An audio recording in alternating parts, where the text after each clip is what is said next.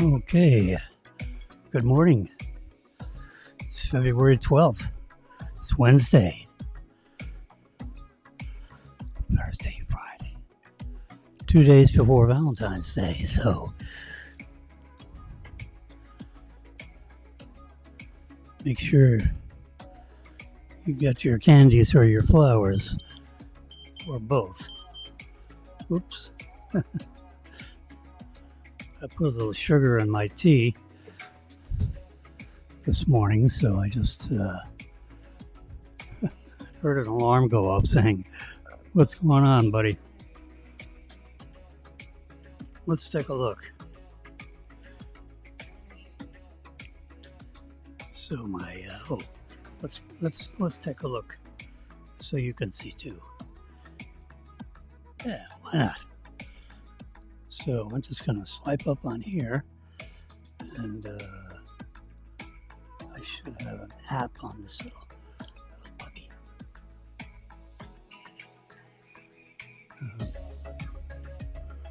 Live television, so be patient.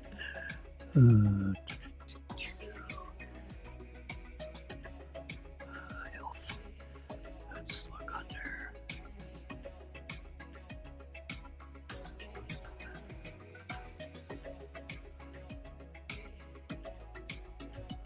Hold on, I'm getting there.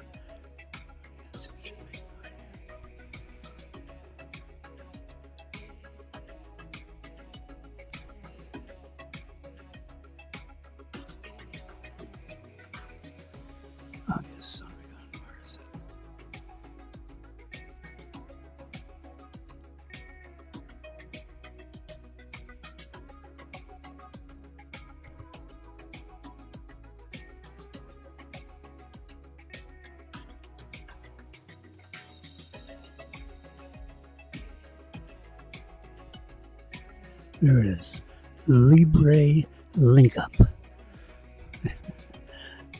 Not exactly a common name. There we go. Now you can see my blood sugar is up at 255 milligrams per deciliter. Okay. That's what that mg/SDL means. Milligrams per deciliter of free radical sugar guys floating around in there, which is below the real limit of 350. So I just crossed that 250 line, and because I'm sipping, see, 6 a.m., I'm sipping on tea, and I put a teaspoon of sugar in there, and it's a little click up. It'll come back down. Not to worry. All right, so interesting little point. The Freestyle Libre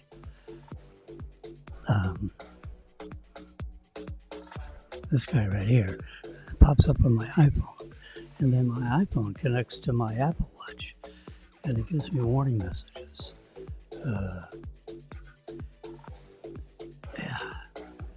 When the alarm goes off, it comes up on my watch. It says, "What's going on, boy? Do you know what's happening?" I'm also taking Ozempic. Ozempic is a once-a-week self-injection type medication. Has a needle on it, a little tiny needle. It's almost like a mosquito needle, which you can't feel. You stick that sucker in your skin, and you push a button on top of this automated injection pen, and simple as that. I'll stick it right in the side of my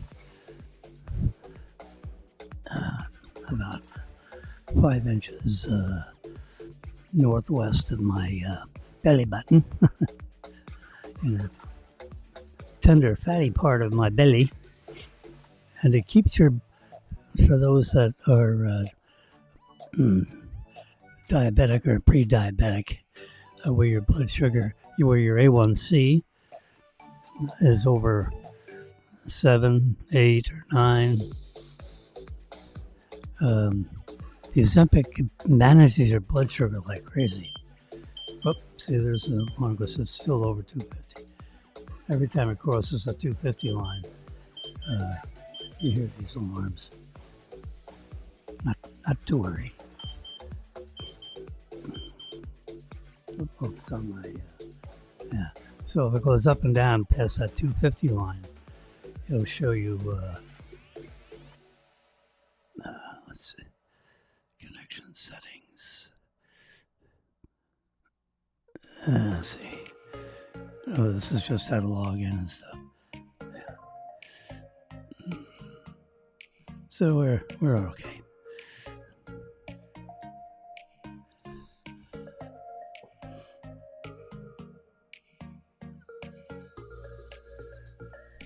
All right, it's 12:43 a.m.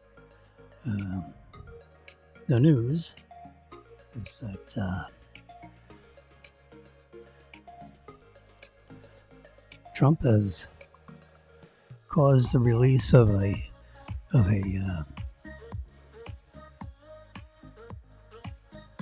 prisoner that was locked up inside of Russia, and the teacher had a small quantity of medical marijuana, which he kept in his pocket with prescription, because he had, pains in his back pains.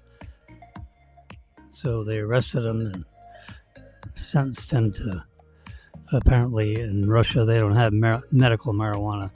It's just considered a drug, like heroin, and they throw you in jail. So people don't walk around with drugs in their pockets in Russia. In the United States, in many states, apparently Pennsylvania is one of them, Florida is one of them, where you can go to a doctor, he can prescribe medical marijuana, which could be, where you smoke the leaves like tobacco, which is, common the way the hippies used to do it in the 60s. Now they have little droplets that you can, put in a beverage. There's gummy bears with THC in it, which is the active ingredient in the marijuana leaf. And you can chew on these gummy bears. It's like a little candy. And it'll give you, the sensation of marijuana sensation, whatever that is. I remember when I was a kid, 16 or 17, my next door neighbors convinced me to, sit in their car in the driveway, wasn't moving, and let's just have a little puff on this little pipe. They smoked it. And, I breathed it in and I choked. Come on, Jimmy, you can try it. So I breathed it in and I choked. I mean, it was like really gasping poison that you were breathing into your lungs. I guess you get used to it. Well, I never did it more than 3 times. Didn't get used to it.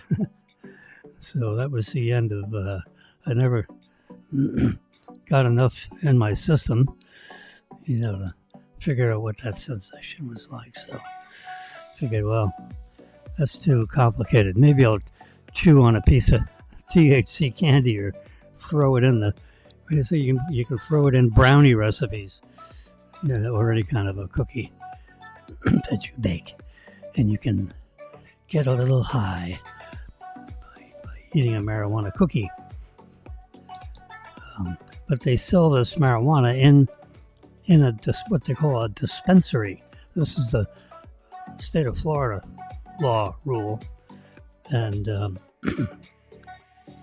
so you go to the doctor. He writes you up a script.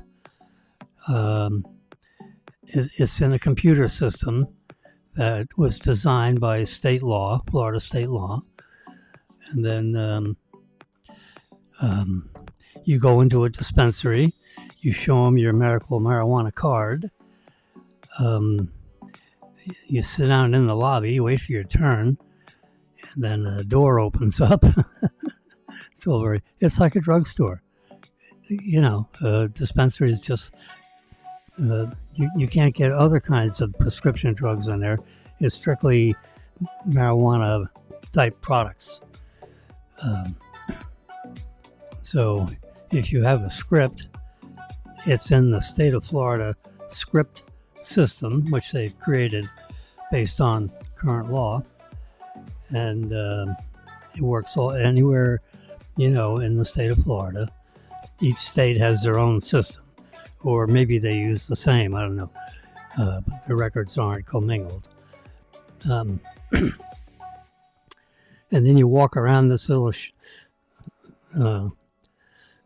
shop kind of a thing, almost like you're in a jewelry store. And you look down through glass counters, or up on the walls, they have, pictures of things. And, you can buy these little doodads to smoke the weeds, and then they have a little bottle of the chopped up leaves, which you can buy. And so that's what I know about medical marijuana. So I have a son that has a medical marijuana card currently, and he goes in there and he might spend $150,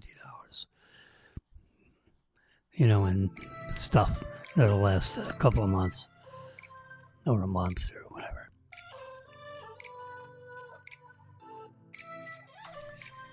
So that's what I know about that. And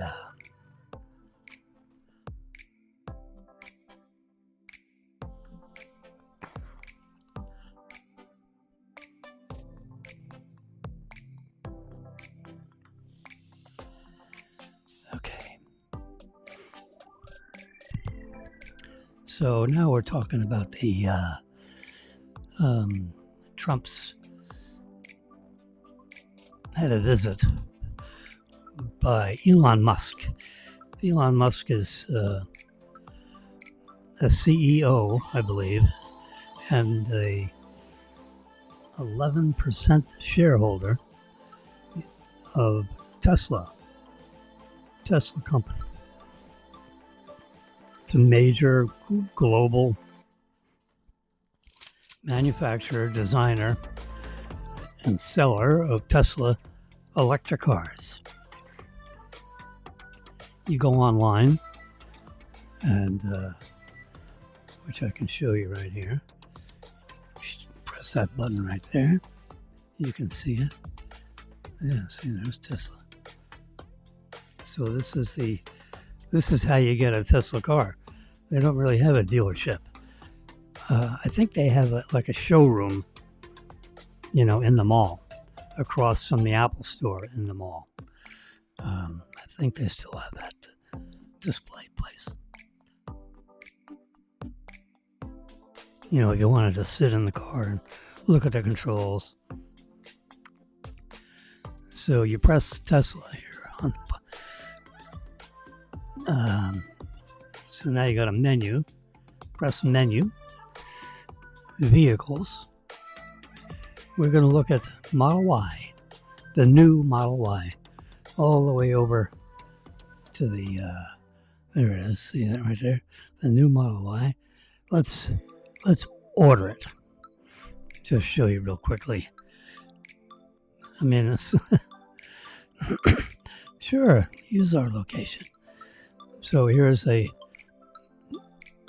new Model Y. And we want the long range all-wheel drive. So So I'm going to press that button right there.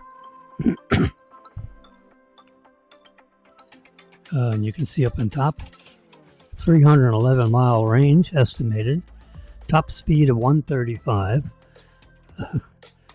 And the tires are rated for, they have 155 mile an hour. They're special tires. And 0 to 60 in 4.8 seconds, which I can tell you, sports fans, when you step down on the accelerator pedal, it's like a rocket ship. You should first tell your passengers, if you have any in there, to lightly place their heads on the headrest. Just lean back, put your head, or else, wham, their heads are going to be jammed against that headrest. I mean, it is, it's a sensation that, regular gas cars cannot produce that kind of acceleration. The torque. Electric motors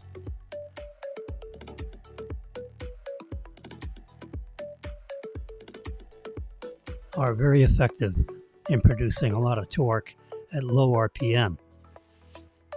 Gasoline engines are not. You gotta, you put it in first gear, or if you have it in regular drive, it starts off in first gear, then it goes to second, third, and fourth.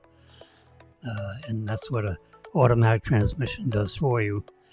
And you can feel or hear the engine, revving up and then slowing back down and revving up as it goes through the different gears. Well, with an electric motor, you have tremendous torque right at the beginning when you press down on the accelerator pedal. The engine doesn't have to rev up. So instead of that, 1, 2, or 3 second delay while the engine, gets up to speed, because their torque, when you get into 50, 60, 70% of the torque happens, sometime, around between 2,000 RPM and 3,000 RPM, and how fast the engine is spinning. So it takes, a few moments for the engine to get up to 2,000 RPM, because the idle speed of an engine, gasoline engine, is, like 750 RPM. And for it to spin up to 2,000 RPM is going to take, a second or two. But that's, a little bit of a delay from the time that you press down on your accelerator pedal. And you don't jam your foot all the way down. You press on the accelerator just enough, to get you off that green light. But with, the Tesla electric car, when you press that, you have to get used to the new accelerator pedal, like you would with any new car. But you have to add to that the fact that an electric motor, you get the acceleration immediately. There's no delay. If there is a delay, it's 100 milliseconds. It's a very short delay. So, anyway, so we're looking at the order thingy, and we want the long-range all-wheel drive. And I'm on the lease. You have cash, lease, and bank financing. We're going to do the lease. I'm a believer that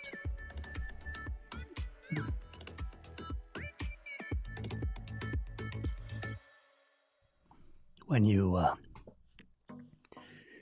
get a technology product like this,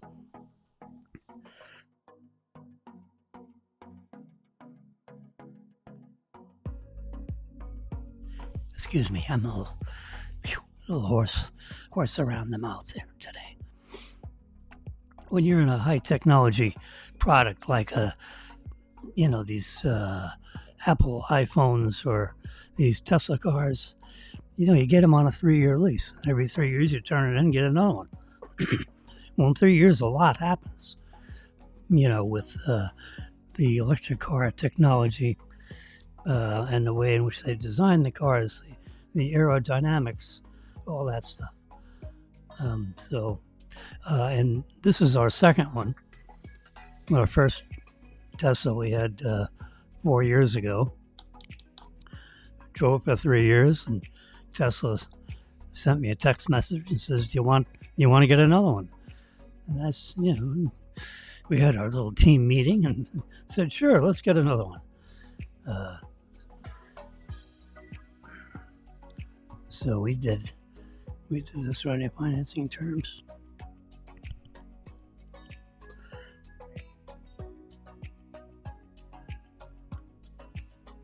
So we go here, and we're gonna do $2,000 down. That's it, and that amounts to your startup lease fee and your $1,300 destination fee and license plate charge. So you add all that up, like when you get a new car. And at least you pay that up front. So now I can close that panel. So that's in there. We want jet black. $1,500 extra. We get the standard wheels here. There's a different kind of a wheel you can get. You can see what that looks like. We just get the regular 19-inch wheel, which is the diameter of the hubcap and the whole center core of the alloy metal that holds the rubber. With a 19-inch wheel, you get more rubber. The pneumatic tire is a bigger pneumatic tire.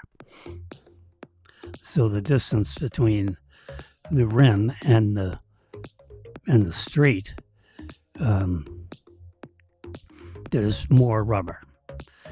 Now, if you watch the lower part of the tire, then I'll press the 20-inch, and you see that takes an inch off the rubber. So it's a oblong tire that wraps around the rim. Looks a little more sporty. It's expensive. It's like it's a $2,000 extra. For $500 a wheel, we'll go with the standard wheel. Plus, I want the extra pneumatic. Even if they gave it away, I would get these tires. They're real, fat tires, so you get a lot of traction on the street. We want the white interior. It makes a heck of a difference when you get the white interior. You can see the cushions, particularly down here in Florida. The seats get pretty steamy, when a car's sitting all closed up in the sun. The seats on the Tesla, the material is, like a synthetic leather material, and it's perforated. So the air conditioning blows, through the little perforations in the seat, so that, the seat cools down with the air conditioning and keeps your back and your legs nice and cool when you're driving, and particularly when you have a long drive.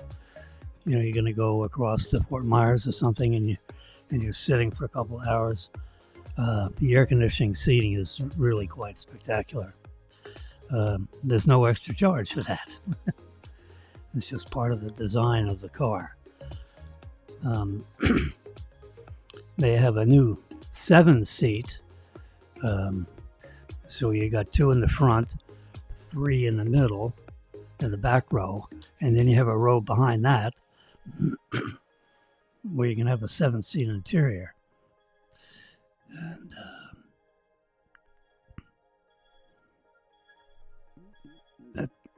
let's see if that button shows.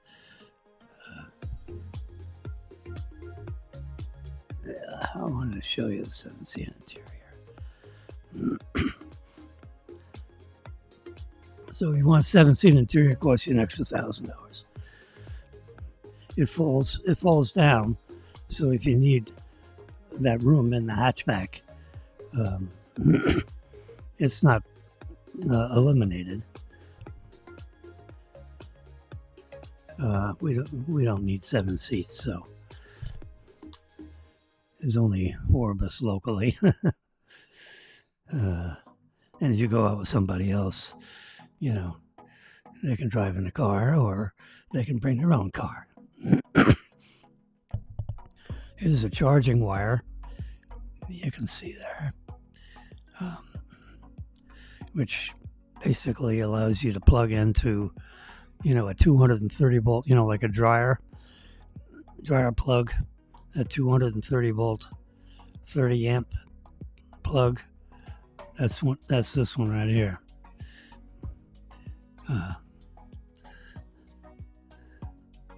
This other little one is like if you're going to plug it into a regular wall socket, which means it would add about 7 miles of range per hour plugged in.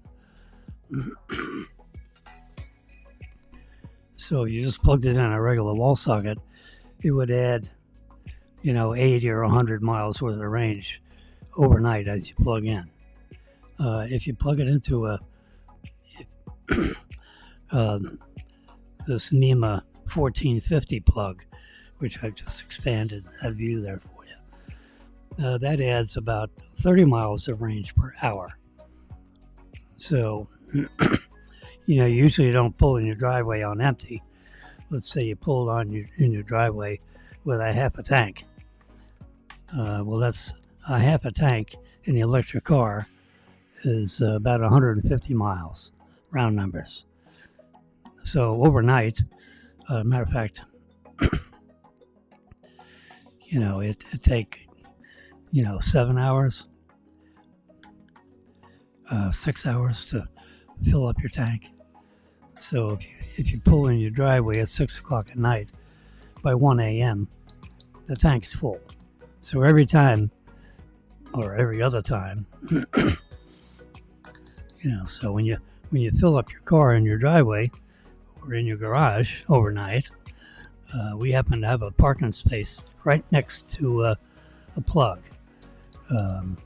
Someone that I know in our building had a Tesla, and he paid the building department, to put a 230 volt plug right next to his parking place. So about 6 months ago, he turned in his Tesla and bought a Genesis,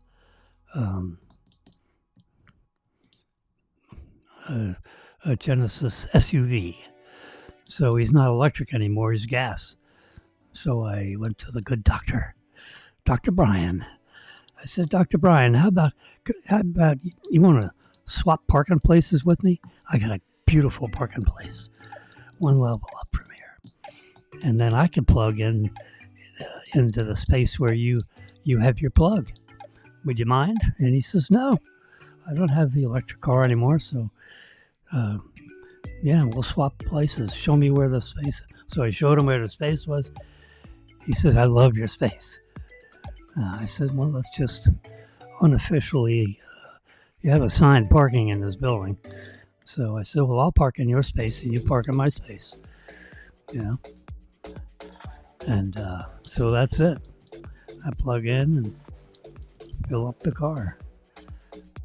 If I had to get the electricity in a Tesla supercharger station, they have like 25,000 of these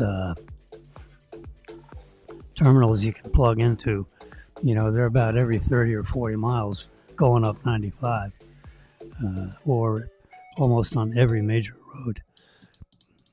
I think they've installed 50,000 of these terminals all over the world, and I think there are about 25,000 in the United States.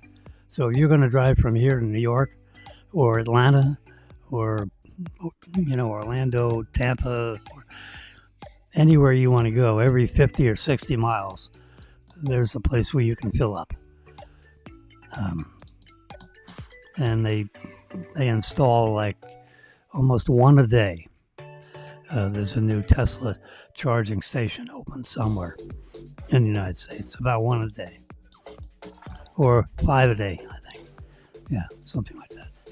It's quite a few. He's been doing it for years, Elon has. So when he sells the electric cars, people don't have to worry about how to fill them up.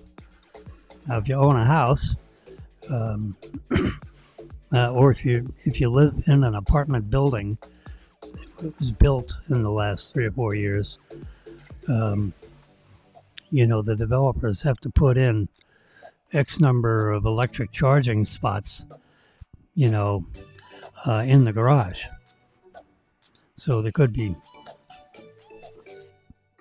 a floor in the parking garage where there are like 8 of these charging spots right in the garage. You just plug in.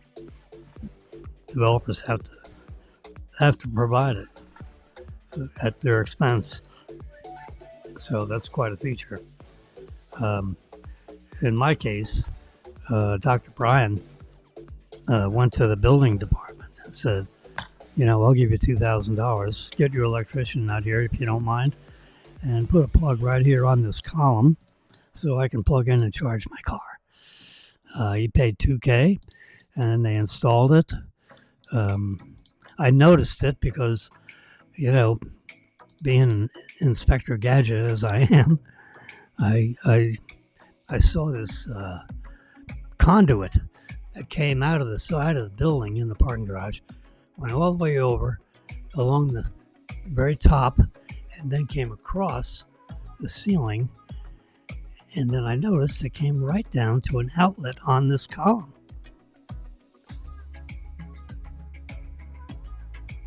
And I said, I bet this guy got an outlet put in next to his Tesla, because he had a Tesla car. And sure enough, so I went to Dr. Brian, and I said, when you're not in your spot, or the spot next to you on the other side of the column, would you mind if I pulled over and just plug it in? And he says, nah, not a problem. So I did that until Dr. Brian changed cars, and his car is not electric anymore. It's a Genesis gasoline SUV, which he loves. And I said, well, do you mind how about if we swap parking places? So that's what he did.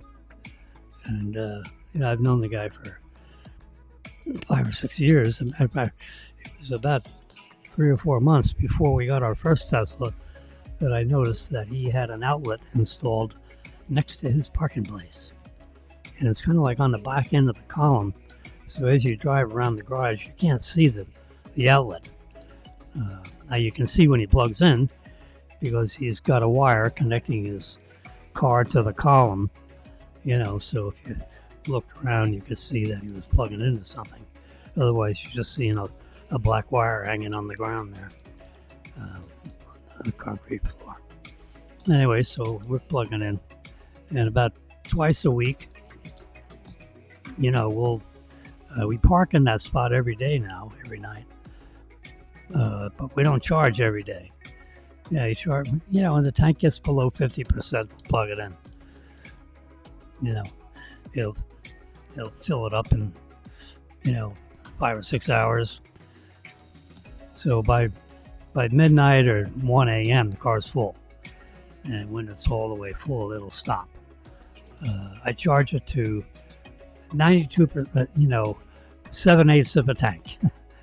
I'll just use that kind of language, because that's what you're used to looking at in the fuel gauge. They allow you to look at the state of charge of your battery in 2 different kind of views. It can either be in miles, the newer speedometer, the newer engine and gasoline tank information on a traditional gasoline car shows you, quarter, half, 3/4 full, F or E for empty. And you can push a button on the dashboard and it'll show you miles. How many miles of range do you have left in your in your tank, which is a very nice way of noticing, what's left in your fuel tank. You're usually worried about that when you get near E. And if it gets near E, you have probably 50 miles worth of range, left in your gas tank, aka running on fumes. But in a Tesla car, which I can press this button right here. Now, this is actually our car. It's just logged into our Tesla car. It shows up in red here. It's not red. You can change the color of the car on this application, just so I can see the car, because it's a black car and there's a black background here. And you can barely see the car. It looks like that. So I just made it red so you can see the car. But you see here up on the top, it says 222. So we have 222 miles worth of energy, if you will, in the fuel tank. 77%. Okay. So we can do a little math. Watch this. So,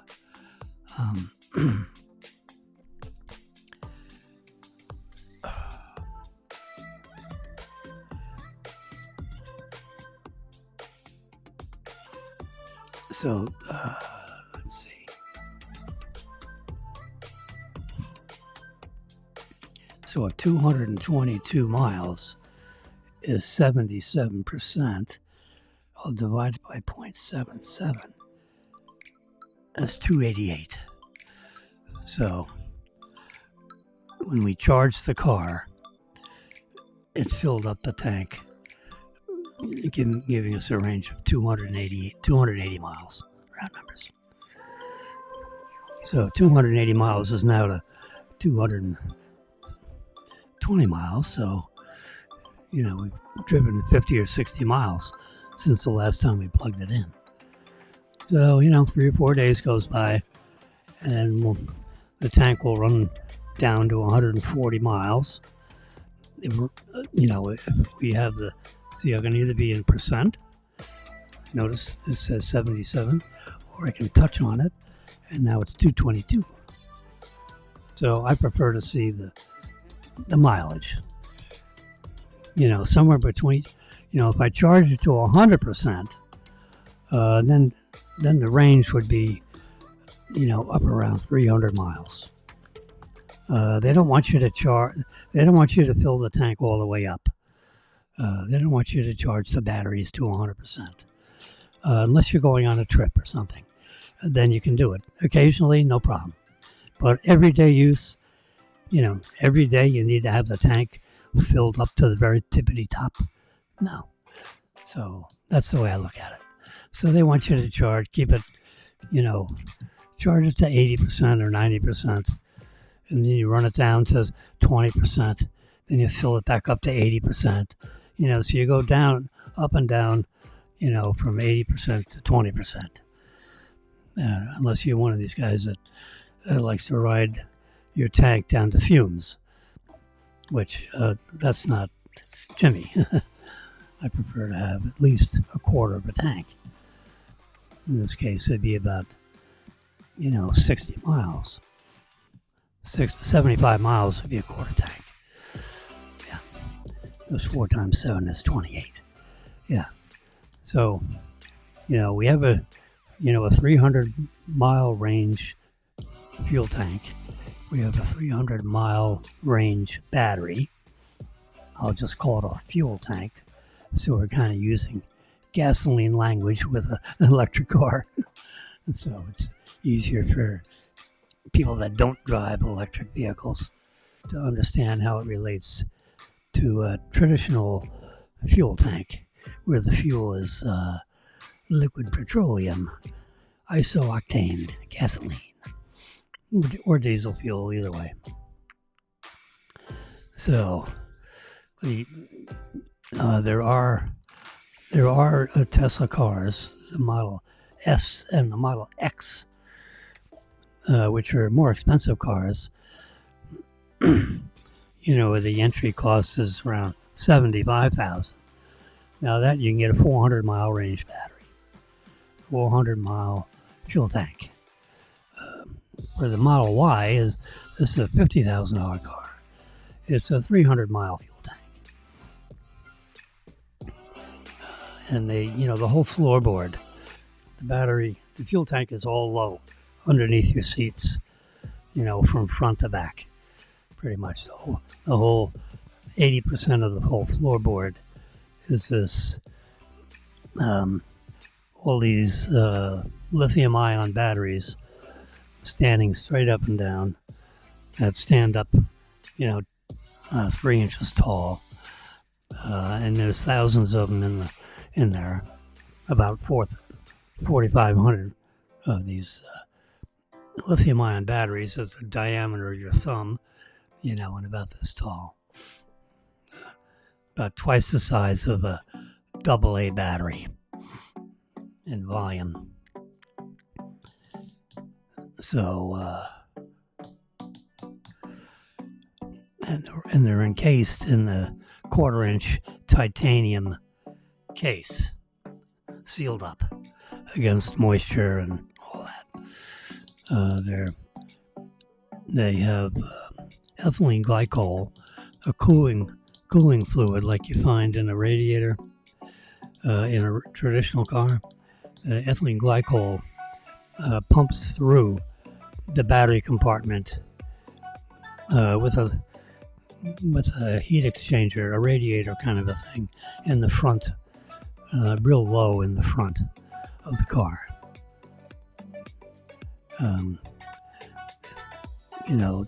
A traditional gas car would have a big radiator. It's 14 inches wide and 18 inches tall, and a big fan. The battery electric car, the place where heat is derived, if heat is created, energy is created when you use up or charge up a lithium battery. They get warm. So they have a cooling system to keep the batteries, below 85 degrees or below 90 degrees. The battery's ideal temperature range is like 55 degrees to 95 degrees in that 40-degree temperature range. So they have a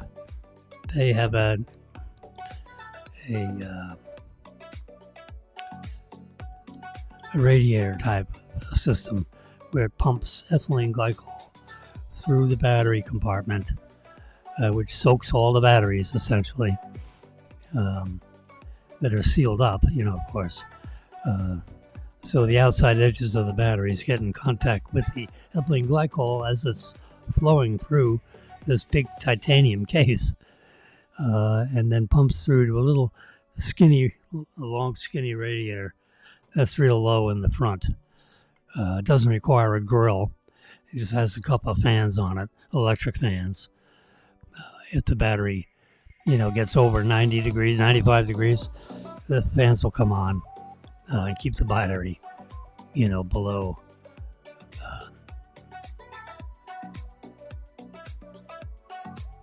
Let's see, I got a phone call from my doctor. Hold on a minute.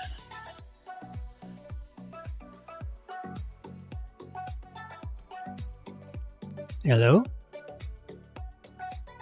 I don't think they can hear me.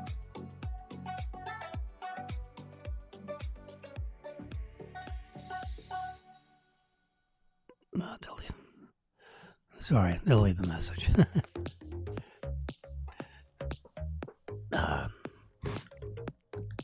Anyway, so we're talking Tesla fuel tanks.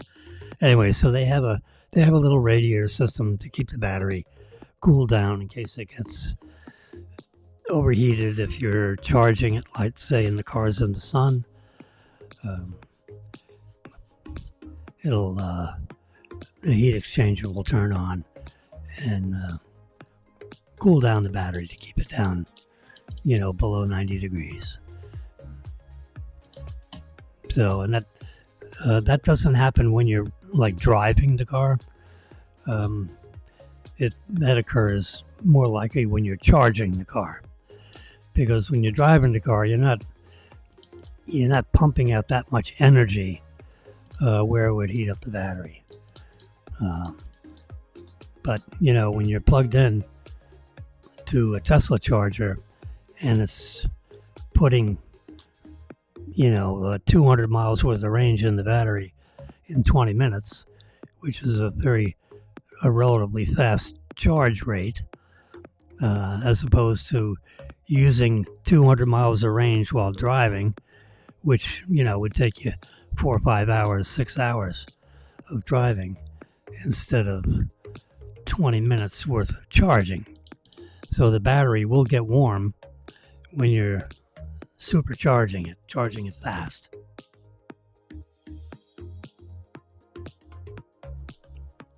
So that's the reason for that. Anyway, so we're sitting at 220 miles worth of range in the battery, and the car is parked. You see where it says parked, which of course, I have the battery. You can set how much charge. It says 80% recommended. I got it up to 90%. So I'll turn it down to 90. You just slide this little slider over, and we'll set to 90. There's 90. Oops. There we go. So now every time we plug it in, it'll go to 90. You can change it in the car, or you can change it on the screen in the car, or you can change it on this application which connects to your car.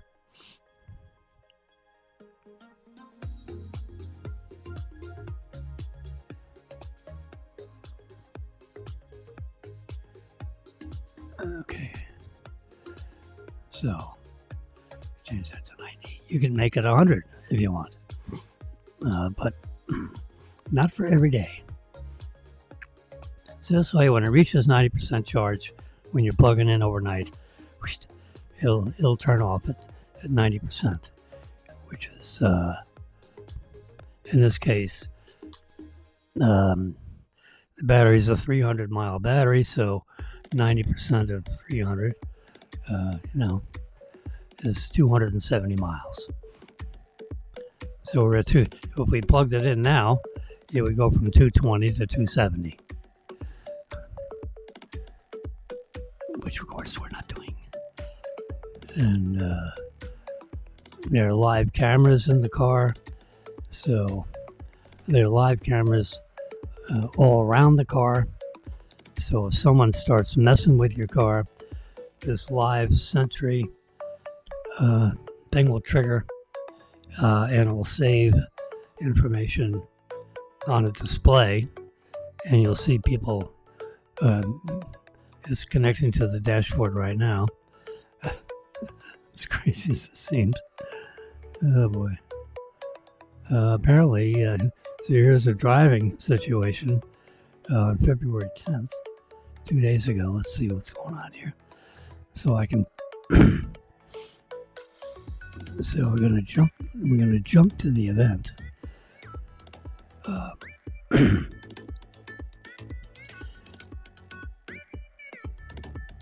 So it's going to, so you can see the traffic moving.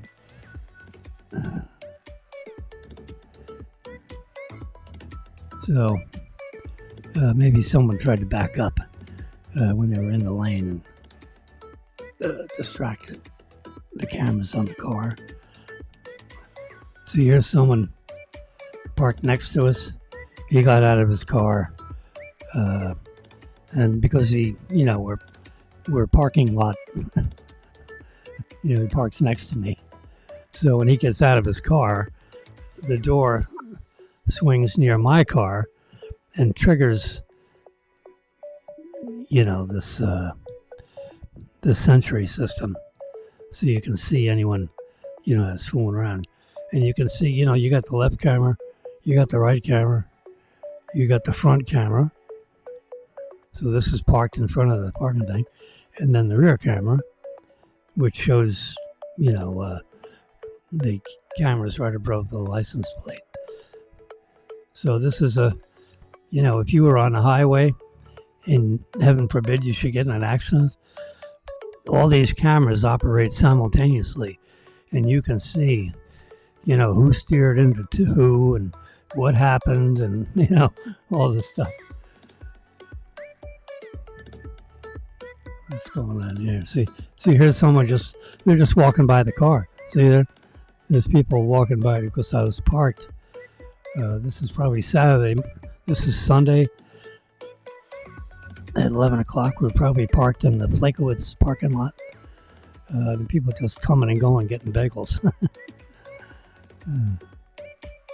But, if you were in a traffic incident and you had to show in court, that you're not the guilty person with regard to this accident. The guy drove into me and I was at a red light, whatever.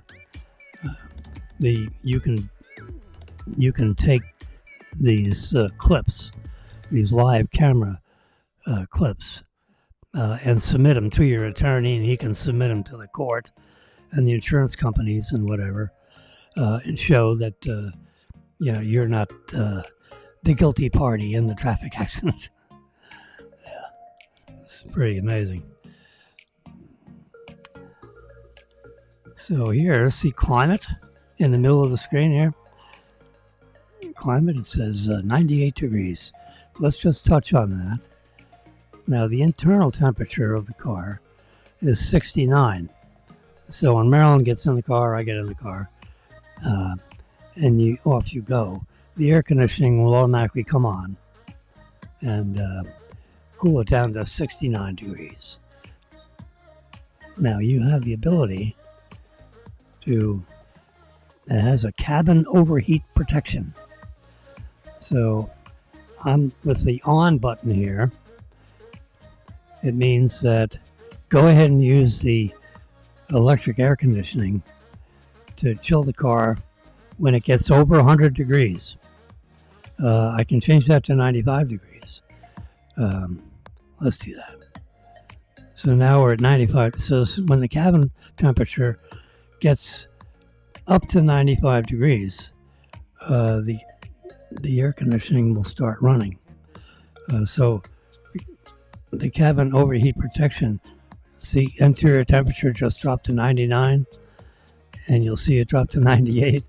See, there's 97. So it'll get it down to below 95. There's nothing worse than getting in the car in the middle of the day and you have 150 degree air hitting you in the face.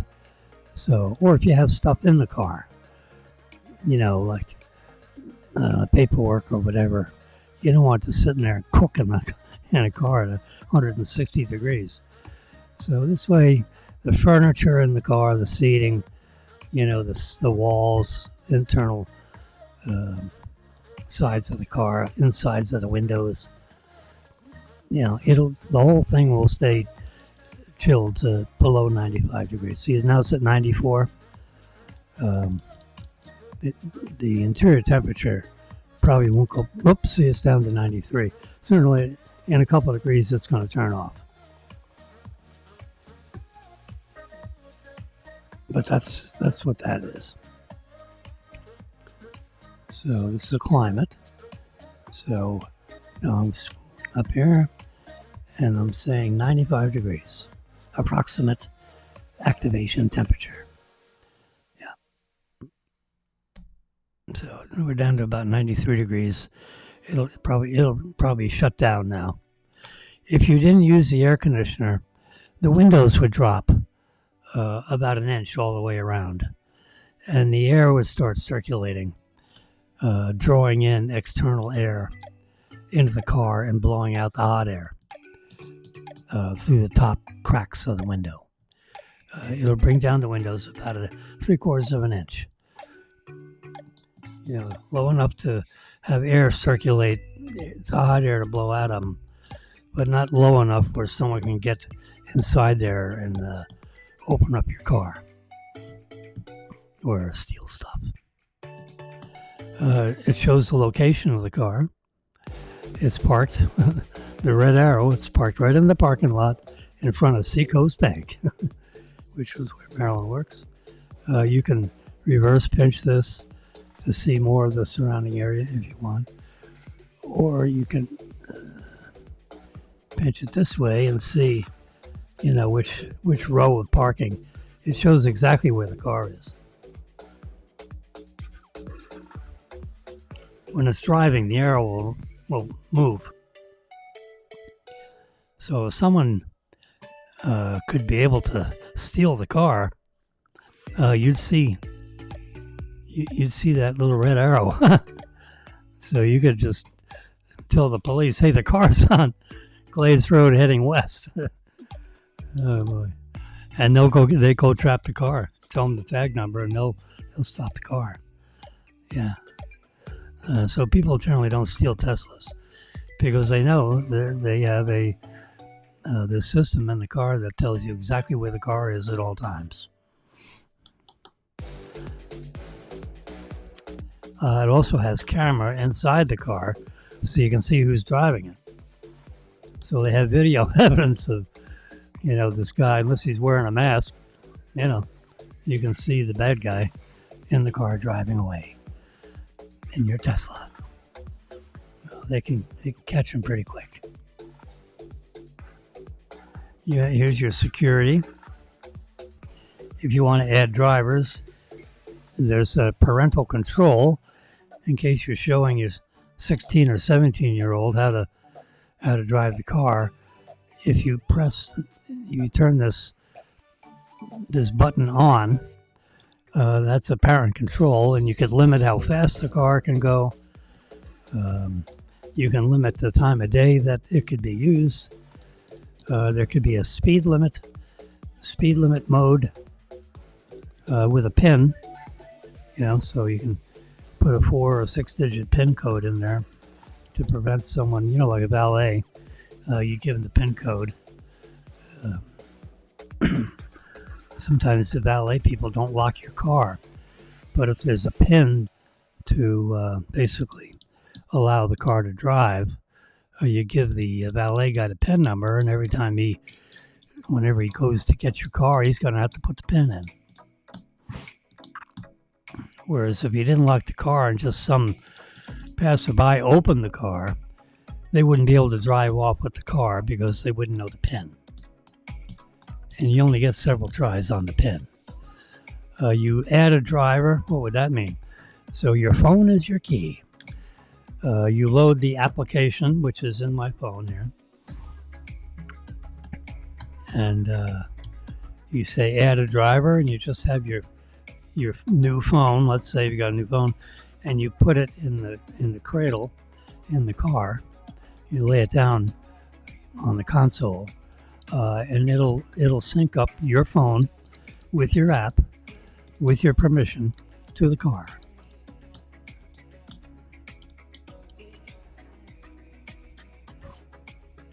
And it's protected, so a bad guy couldn't do it, because you need this Tesla card. They give you this card when you get the car, and this is like a key. It looks like a credit card. I have it in this red case. It's it's a black. You can almost see. You can see the black card as you look through this case. See that? It's a credit card. It doesn't have a swipe on it. It has some kind of embedded electronic doodad. And it communicates with the car. So when you want to drive the car, you use the card to unlock it. You just put the card near the column between the front and back window, and it unlocks the car or locks the car.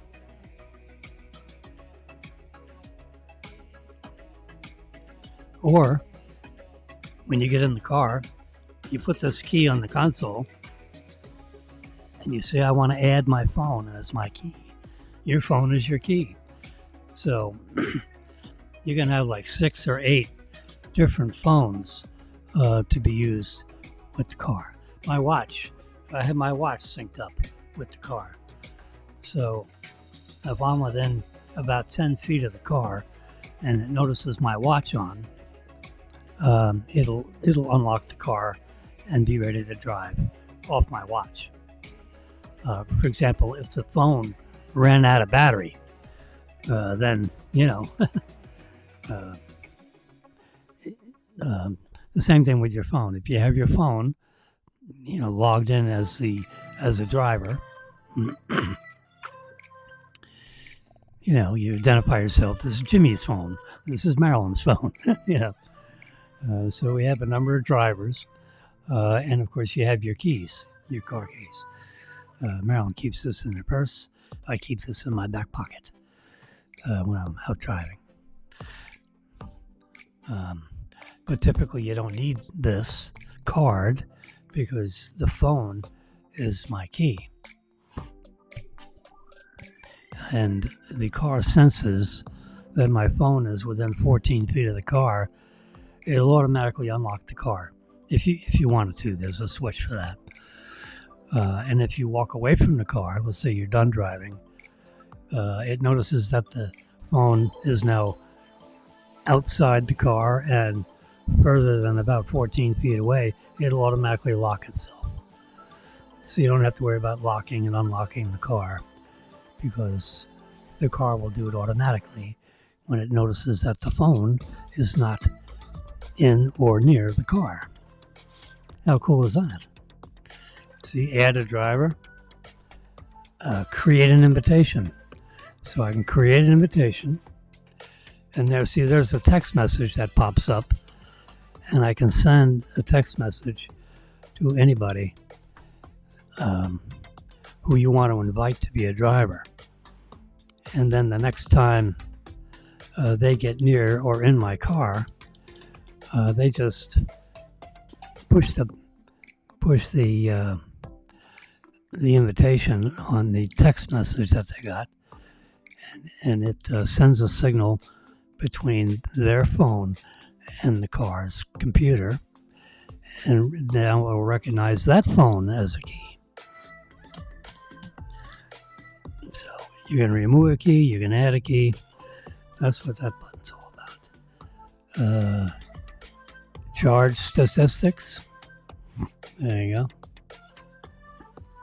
In the last 31 days, counting from, basically the 10th or the 11th, going backwards 31 days. So, in the last month, there we go, we spent $41, assuming that the electric charge is 14 cents per kilowatt, which it is in Florida, South Florida. So we spent $41 worth of electricity because we plugged it in twice a week, remember? Now, if I was filling it up with gas, it would have cost $131 at the current gasoline rates. And the computer knows what that is because that's published on the internet. So it takes the average of South Florida gasoline stations to come up with that number. So since it would have been $131 if it was gas, and it's $41 because it was electricity, we saved $90 compared to someone else having a similar car like ours but operates with an internal combustion engine, ICE, internal combustion engine. You can look at a year view.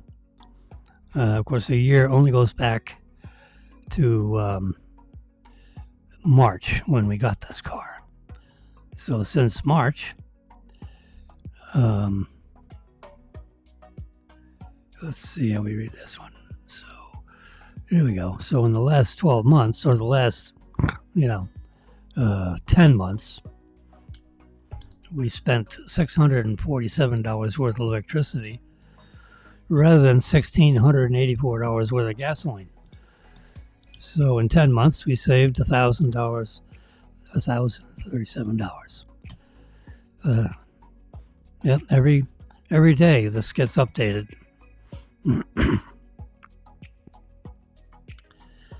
And so that's, let's see, so we'll go back to month.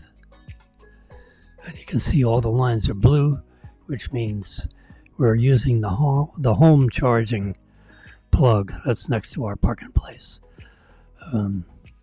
If there was red lines, part of the lines were red, like in their yearly view. The red on top is the supercharging, where you paid for the electricity with your account card if you plugged into a Tesla station.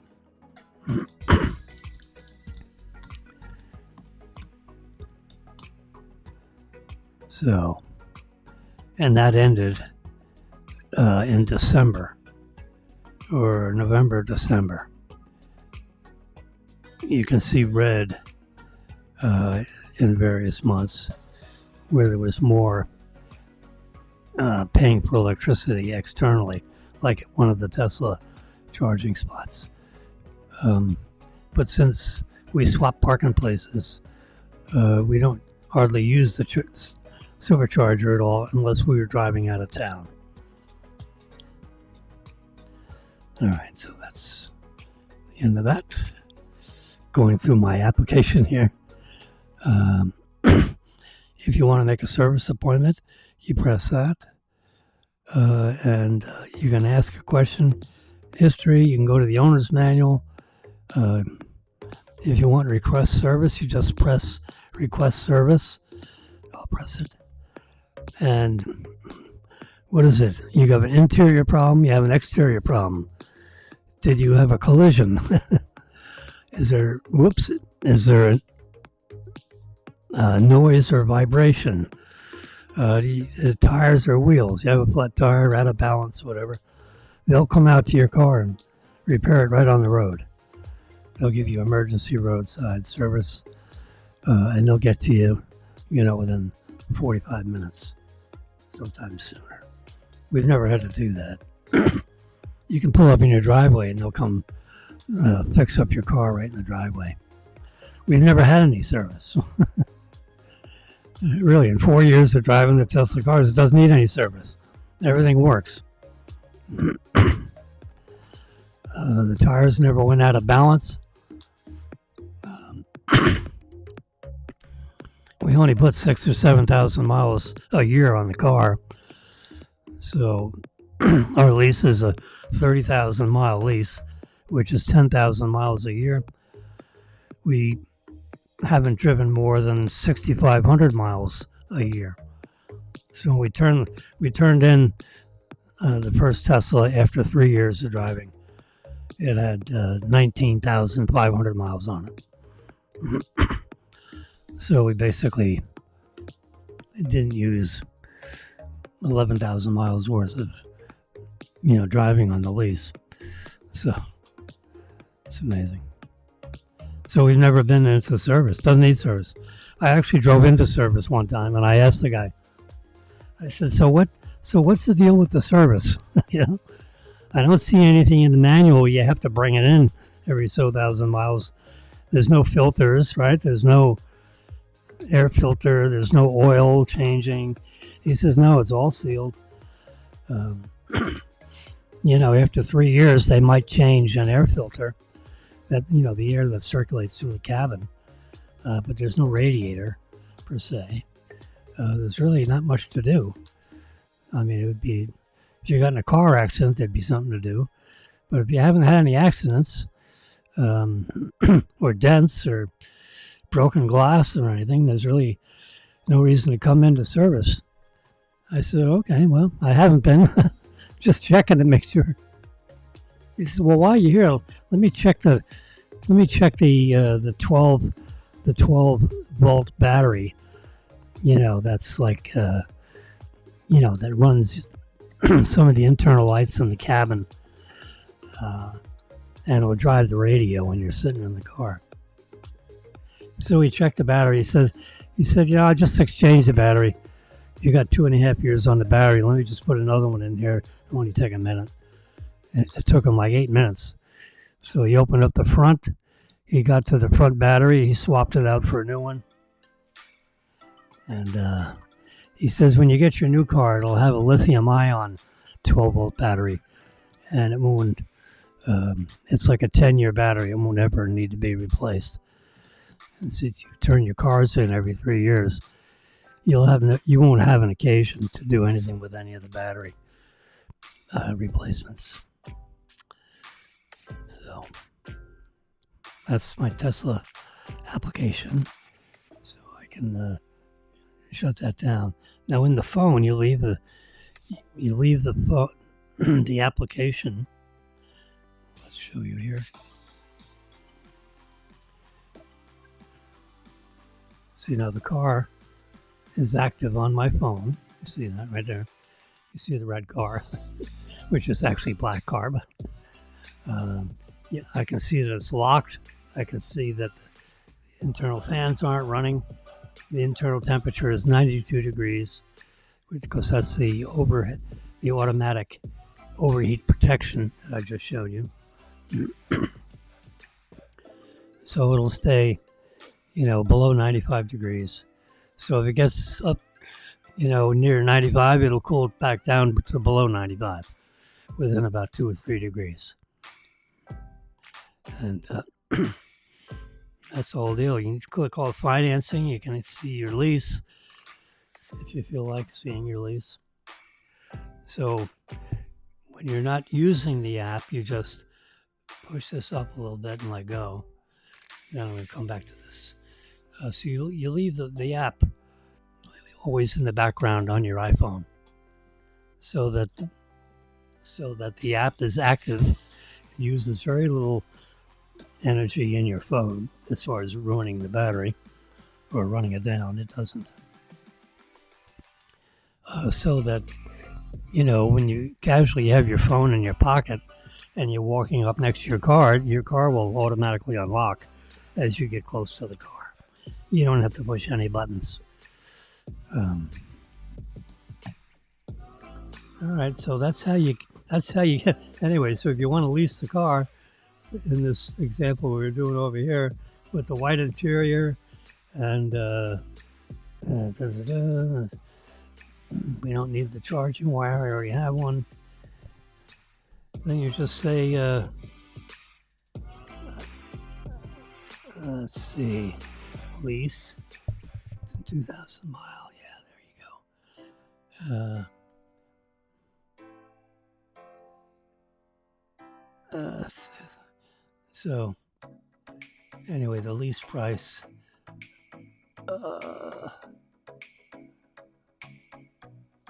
We don't want to include gas savings. We just want to see what the lease is really going to cost us. It's $465 a month right now, the way I have it spec'd out. No fancy wheels, black paint, the big wheels, lots of rubber. No, if you want the tow hitch, put the tow hitch in. That's $1,000 extra. See, now it's $479 a month. For the lease, 3-year lease, 10,000 mile lease. Hit that little caret there, and you can see that's with a $2,000 down payment, 10,000 miles. You can go up to 15,000 mile lease. We don't drive but 7,000 a year, so we'll stick with the minimum 10,000 mile lease, and it's $479 to lease this car for 3 years. That's the way to go. And then at the end of 3 years, you turn the car in and get another one. And there's 1,000 little things they do to change the car. Since the car is electronically linked to Austin, Texas, or Fremont, California, either one of those two computer centers, there's an internal cellular system in every Tesla that connects to Fremont, California, and transmits data back and forth. Now, when there's an upgrade to the operating system, They just send it to you over the, in through their internet connectivity. All the cars are connected. There's millions of these cars, and they're all connected to Fremont, California.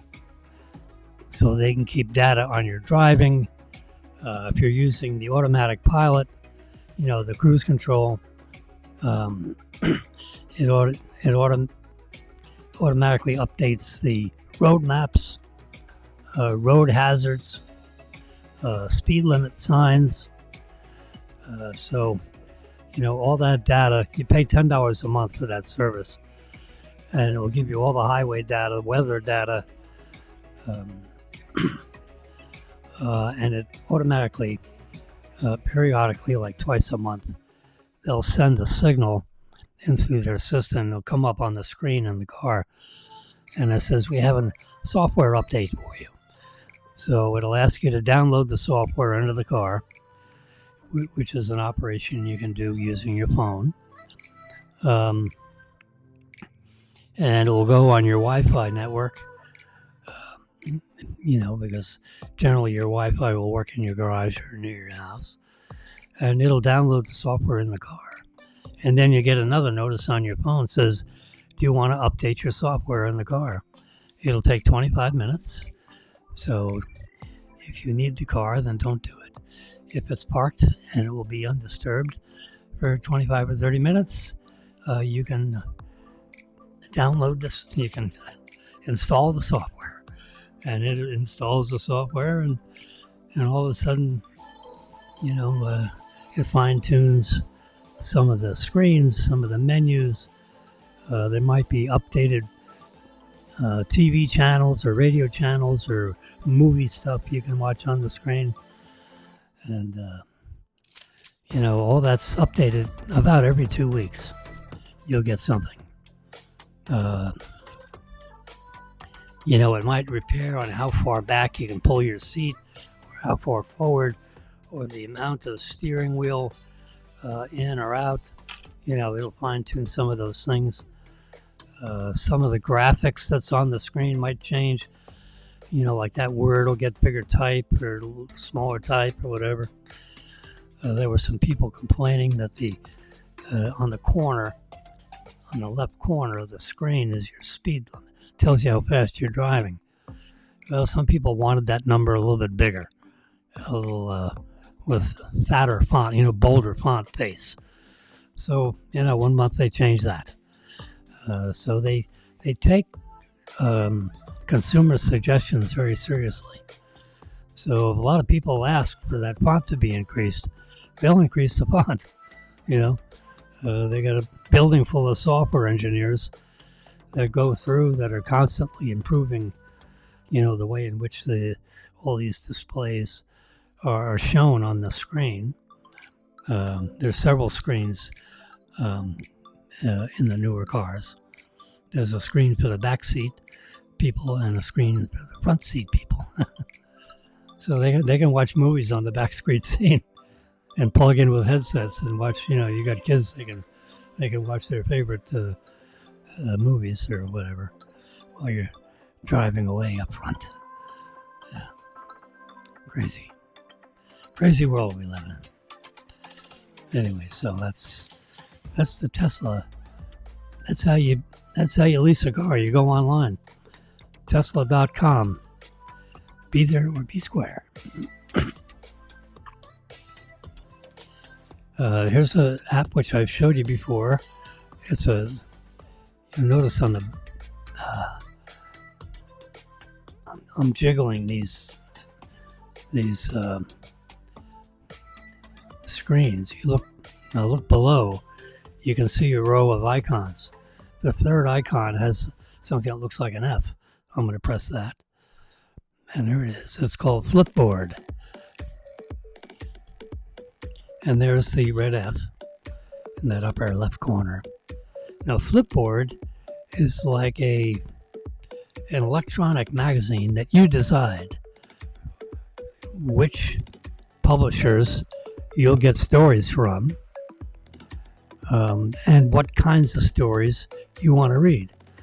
In other words, you want to read political news, You want to read local news. You want to read national news. You want to read weather news. You want to read stock market news. Okay, so let's say that's the 5 types of. I want to read things about science, technology, space, iPhones, Apple. So those are the 10 subject areas. If I was paging through a newspaper, I'll stop on those 10 different types of stories. So that's on one list. And then on another list, you say, okay, now where do I want to get that information from?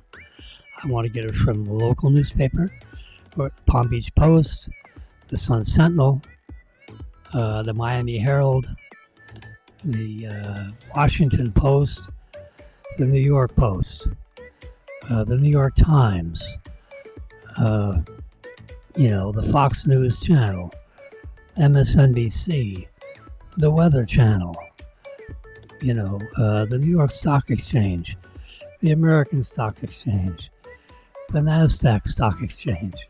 Yeah. So it has the sources from where you want to get the information and the topics that you want to read. And it matches all that stuff together and gives you this display. And so this changes about every 5 seconds. Jim Jeffries, stunning Freudian slip, Trump's hot take on bullies. The weak people are bullies. It was a statement he made.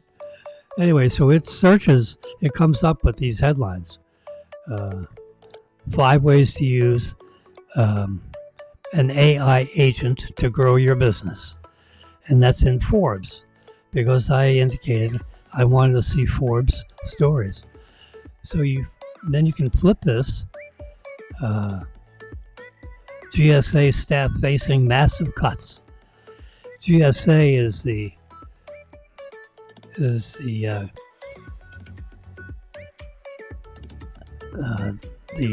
government staffing agency.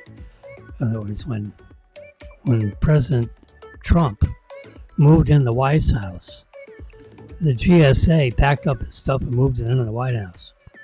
And when his term is up, and if he's not going to be president, January 20th, then the GSA comes in a day before, and they pack up all his stuff. So the morning, when he's out of office, all the stuff goes out of the White House and gets trucked down to Mar-a-Lago. That's GSA. They have a massive headquarters on F Street, fills a building, and they do all these special services, government services administration, and they do all kinds of services. You can call up the GSA, a congressman can or a senator, to arrange, for a tour. You got 20 or 30 or 40 people that fly up from Boca Raton and they want a tour of the Washington area. Then the GSA will come to their congressman's office and set up, surveillance, security, in case there are high net worth people in the crowd, whatever. The GSA will help organize that kind of special activities. Well, there's apparently, according to that headline, apparently there are a lot of extra GSA staff that are, like sitting around not doing anything. So that's things that Elon Musk and his little team of, the optimization of the government. We don't need people sitting around not doing anything. So they'll reassign that staff to another department that needs people, if their qualifications match.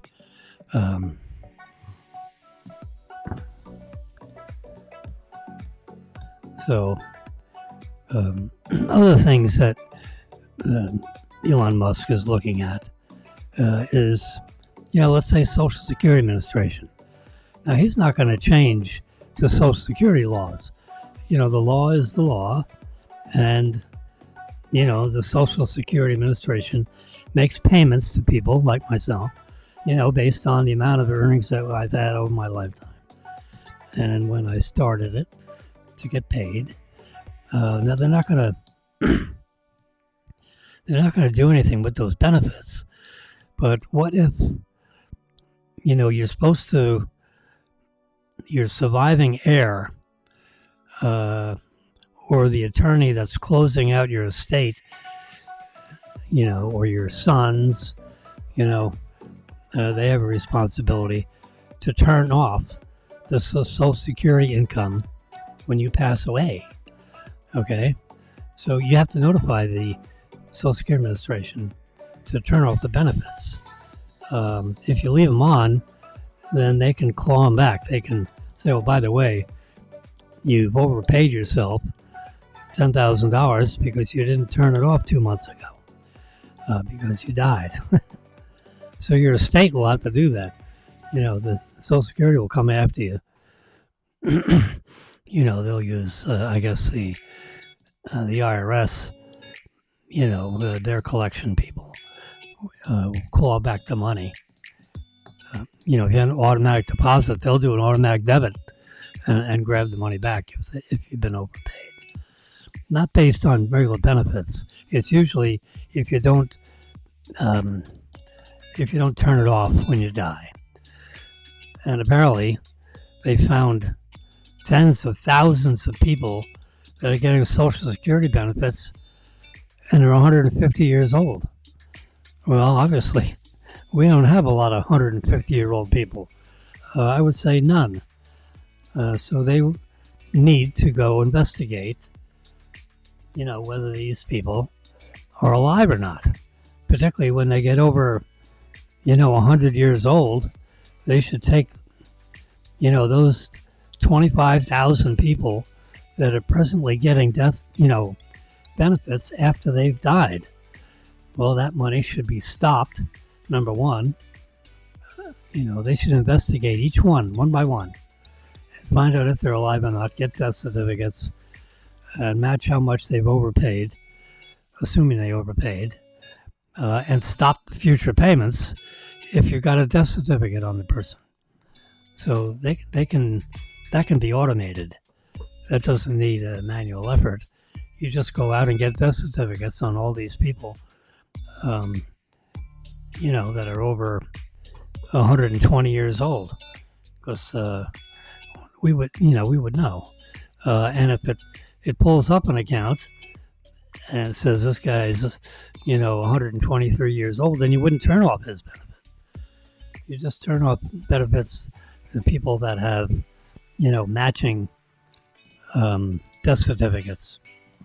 And if you got a death certificate and Social Security, monies are being sent out to that person, then that account should be stopped.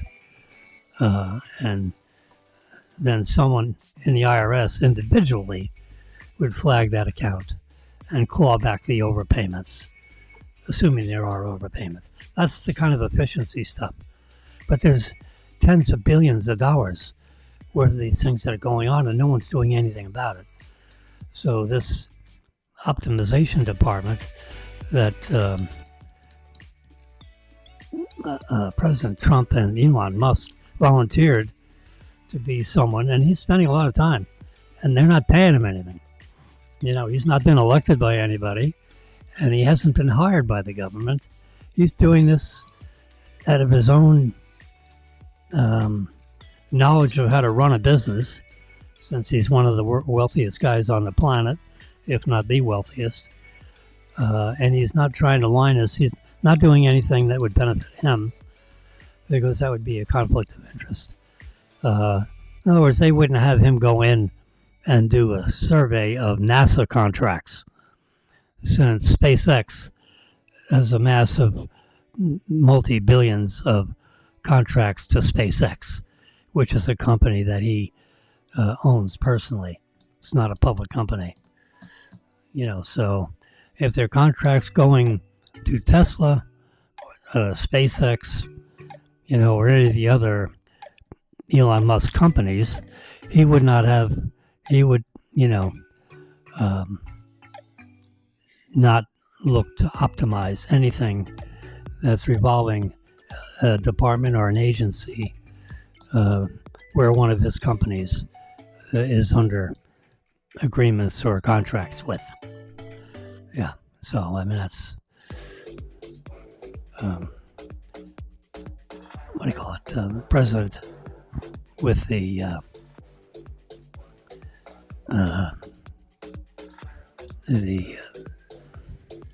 budget, the office of the OMB. I was trying to think of the agency. The Office of Management and Budget. Every 3 letters of the alphabet is something in the government. So the OMB would steer him clear from looking at things that would be a conflict, an obvious conflict of interest. So the OMB director knows who Elon Musk is, and their agents are on notice. And they've published a list of companies or where contracts exist, between NASA or, the Defense Department, if any of the Tesla companies or the SpaceX companies are helping the Defense Department in creating, new fighter jets. I understand there is some activity there. Then he would not be allowed to optimize anything regarding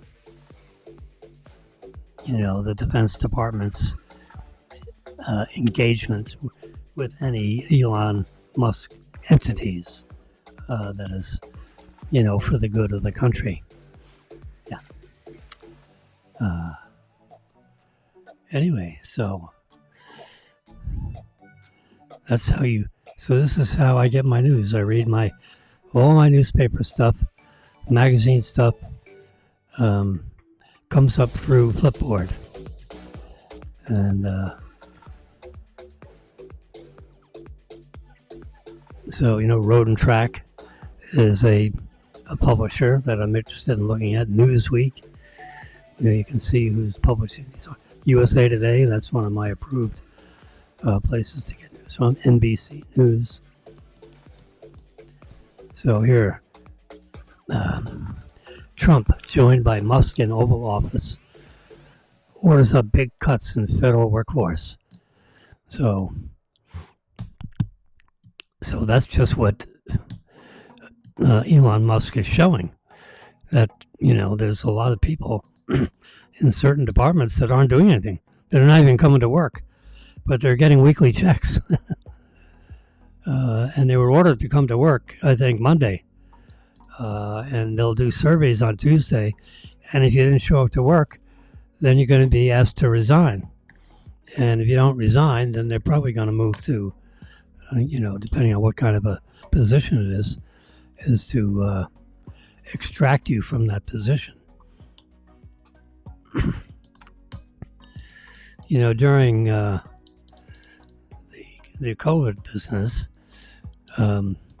they allowed you to work in your home. You have a laptop or a computer that you use in the house, and you can do your work from your house, as well as you can do the work from your desk in an office building in Washington, D.C. or wherever. So now that COVID is over, the government has ordered everyone back to work. No more working from home. They gave them 2 months advance notice that, this Monday, we just passed. This is Wednesday, right? So we understand 65,000 people said resign. They sent out emails to 2 million government workers, and they offered you a package. And your package was, we'll pay you through September 30, all benefits and pay. And all you got to do is put resign up in the header in the subject line, and we'll automatically start that process. You still have to come to work. You still have to work. But now if you resign, then you're going to be out, which means you don't have to come to work, but we'll pay you through the end of the year, or September 30, I believe, the end of this budget year. And so 65,000 people elected to resign. So they resign. The OPM, the Office of Personnel Management. Remember I told you there's 3 letters for everything in Washington government speak. The OPM will then they'll get all those emails, and then they'll start officially resigning people from whatever department they're resigning from. Now, everyone doesn't have to do that, but, out of 2 million emails that were sent out, as of Monday morning, I think they had 65,000 people that said, I'll take the package. Yeah. So that's what this article is all about. But of course, the headline is more exciting than the story, because I just told you what the story is. So every once in a while, Musk will come over there and he'll sit with Trump, and they'll talk about, what we're now talking about. And, they'll optimize the way he's looking at things. He's telling Trump how many assistants he needs to do these things, because Elon Musk is not, sitting behind a desk going through computer records. He's more of a macro animal looking at, what should be the first types of things we should see to optimize the workforce of the U.S. government and go through, these various departments. And he's got, a certain amount of people he's allowed to hire through the government system. And if they need security clearances, they would get security clearances. They're not looking at top secret stuff, but there is a security clearance for looking at personal records. So some of those people in his team would be cleared to look at those kinds of records. They would go through a security clearance and sign affidavits that thou shalt not share with anybody any private information you see in these records. I was a senior officer of a bank that we bought, owned, and operated, and I had to sign an affidavit provided by the board of directors, and I had to swear, that I shall not divulge any private financial information to anyone else outside the bank. Now, inside the bank, we share information about our clients so we can conduct business with those clients, because we're in the banking business. But we still can't divulge. I had a news lady call me one year, 10 or 15 years ago, and she said, Mr. Wilson, I understand you're the senior lending officer of Boca Bank. And I said, yes, I am. How are you today? She said, well, I understand Mr. Jones has some property on the corner of that. And she goes on with this whole story. And she says, I'd like you to verify, that those accounts are in good standing.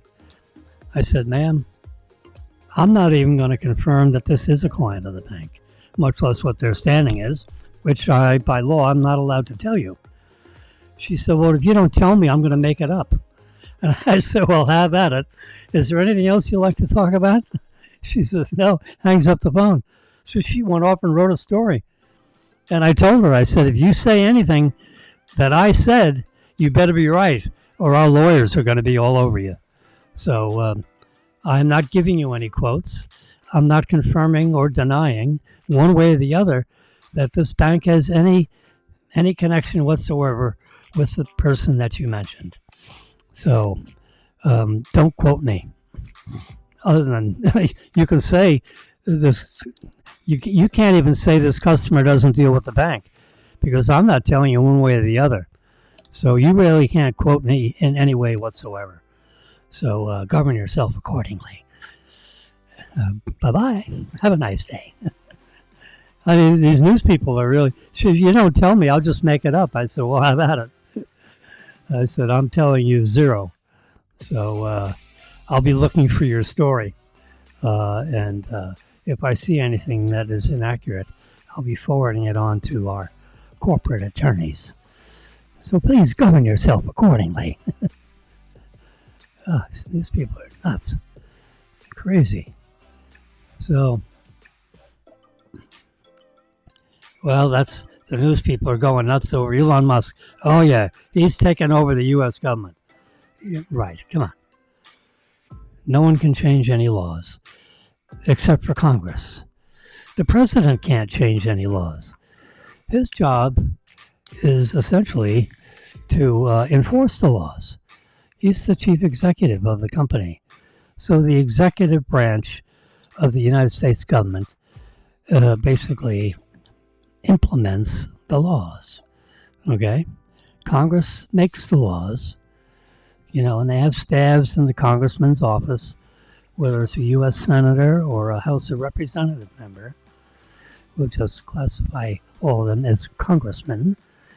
And, the executive branch essentially operates the laws. Okay? And they can't change the laws. The executive branch can't change the laws. Now they can, the president writes executive orders.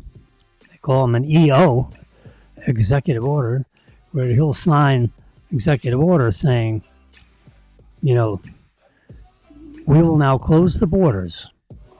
No one is allowed to just walk in here. We take their phone number down and release you into the body of the United States. You can float around for a couple of years until a judge is going to ask you to come back to the court and decide if you're allowed to be, get a green card or something like that. And only about 6% of those people actually show back up to court. The rest, the other 94, 95%, you never see them again. They just mix into society as an illegal alien. And, during the last administration, the immigration and naturalization people have determined that there's been the border security people say there's been about 11 million undocumented immigrants, they call them. That's a nice political word for an illegal alien. So the undocumented, they just jumped the border. Some of them just jumped. They literally ran across the border in the darkness of night. And since all these border people were busy doing other stuff, they weren't watching the actual border. Well, that's changed. Trump has ordered, I think, 1,500 military to help the border security people so that no one jumps the border 24/7. And the military will continue because Trump has declared it as an invasion. Our borders are being invaded. They're overwhelming our border security. So we are shutting the border down. No one passes through without a passport. You have to be properly documented, or you don't get in the country with a visa, and that's it. And if you're undocumented, asking for documentation, go to your embassy. They process those requests through your embassy, and then you can get a visa. So then you'll have proper documentation to come into the country. And I think the visas don't go past, I think they have a 30, 60, 90, and 180-day visa. I don't think you can stay more than 6 months. And you have to show steady employment. Hold the phone here.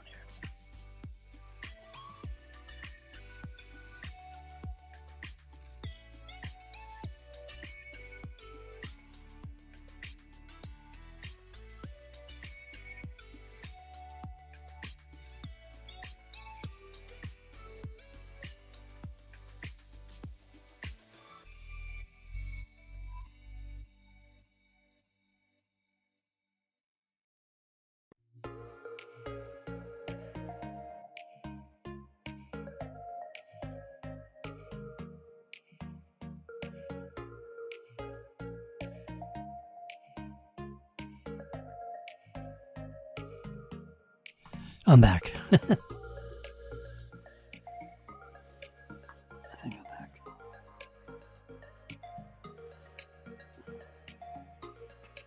Hello? Didn't we just do this?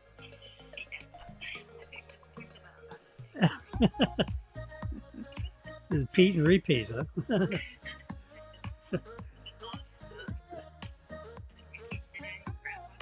Yeah. All right, thank you for credit. Okay, bye. Okay. There we go. Yeah.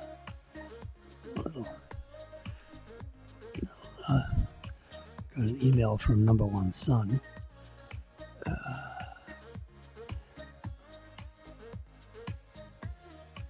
They say, no mun, no fun, your son. Too bad, so sad, your dad. Anyway, he sends an email to Marilyn and myself saying I need money. So she's just reminding me that I see the email. There we go.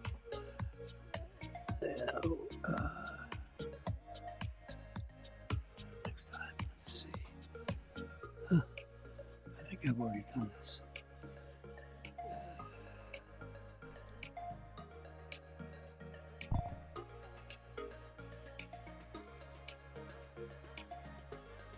All right, well, looks like he's got plenty of money there.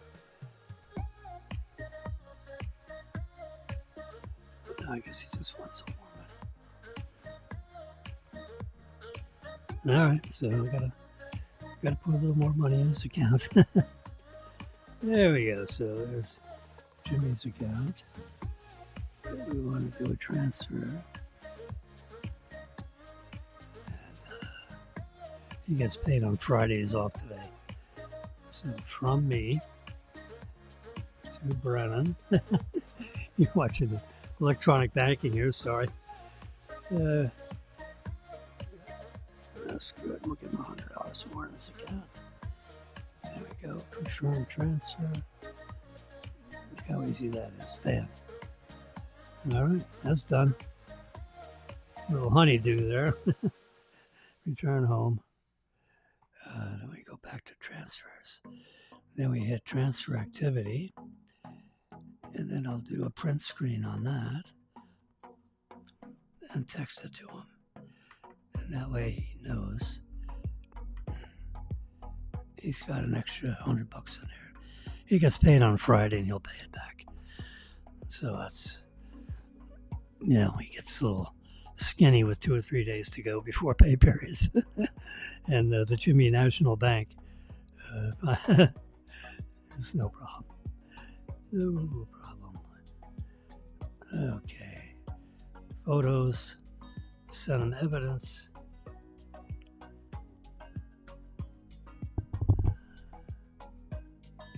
Yep, that's it right there.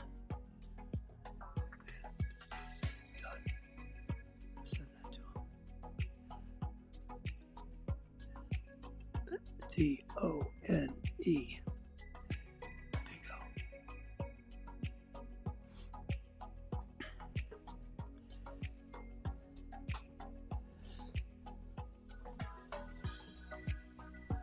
In the middle of the month,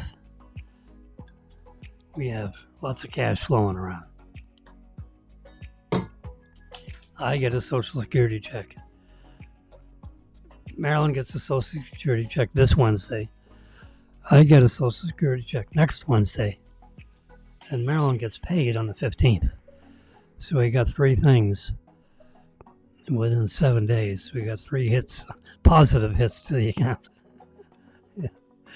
Towards the end of the month, it gets a little skinny because then the only pay we get is Marilyn's 2-week pay from the bank. But during the mid-month, I get 3 things that hit positive on the account. At the end of the month, we only have 1 thing, unless I make a fee doing something.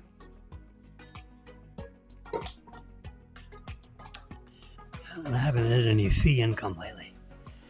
So,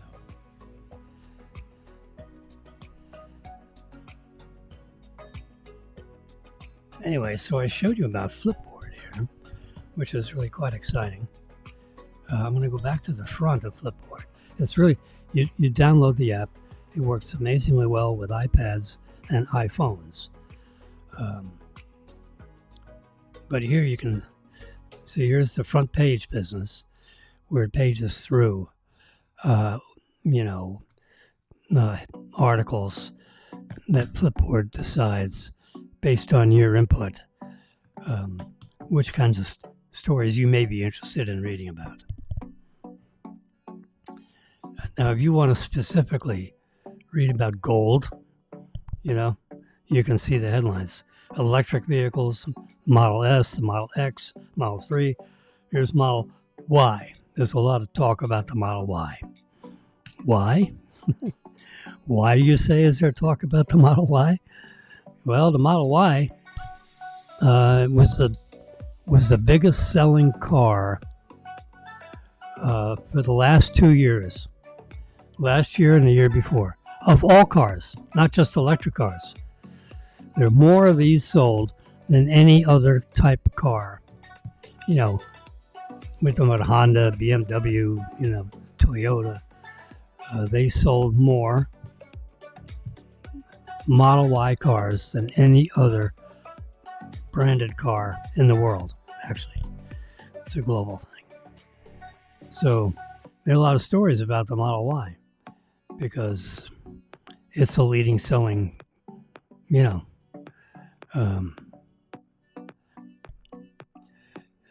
they're talking about, here's an article that talks about the superchargers. Deploying Tesla superchargers costs somewhere between $40,000 and $45,000 per spot. So you've seen those, the white with the red on the inside of that arch. Those superchargers cost $45,000. I was wondering what cost. They're big electrical hookups. Now you pay for that. You have in a Tesla car, your debit card or credit card information is logged in to the car's computer. So that, if you have a lease, it automatically goes to that account to make the lease payment. It's an auto debit. So it either goes to a credit card, a debit card, a checking account. You decide. And that's in your car's computer. Now, if you drive up to one of these charging stations that's set up all across the United States, you pull into one of those and you plug in the electric hose into the side of the car, the rear end of the car, the driver's side, back into the car. It'll fill up the energy into your fuel tank up to, like 90%. I have it set to 90. So if it's at 50%, it'll go to 90%. And then it'll stop. Well, then it computes, what your cost of energy is. In South Florida, the Tesla stations charge around 35 cents per kilowatt. So you can see how many kilowatts are, it's like per gallon, So it'd be the equivalent if it was like gasoline. it'd be the equivalent of like if gas is $3 a gallon, it would cost about a third of that. 30% of that. So it costs you 70 or 80 cents a gallon if you were to convert the electric charge to petroleum cost. It's about a 3-to-1 advantage. Could be 4-to-1. Gas is, $5 a gallon. It could be 6-to-1, 7-to-1. But at $3 a gallon, and I think I have a number 4 son just sent me a picture of a gas station, and it just, I think the gas station was, let's see what it was at. I'll show you. There it is. $2.95 a gallon at this Chevron station on Sample Road. He snapped that picture at 8 o'clock this morning. And where? There should be XF data on where.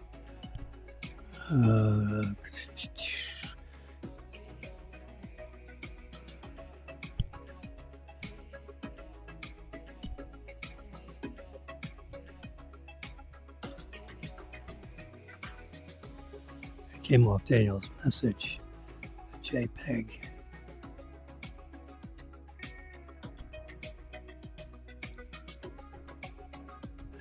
Huh.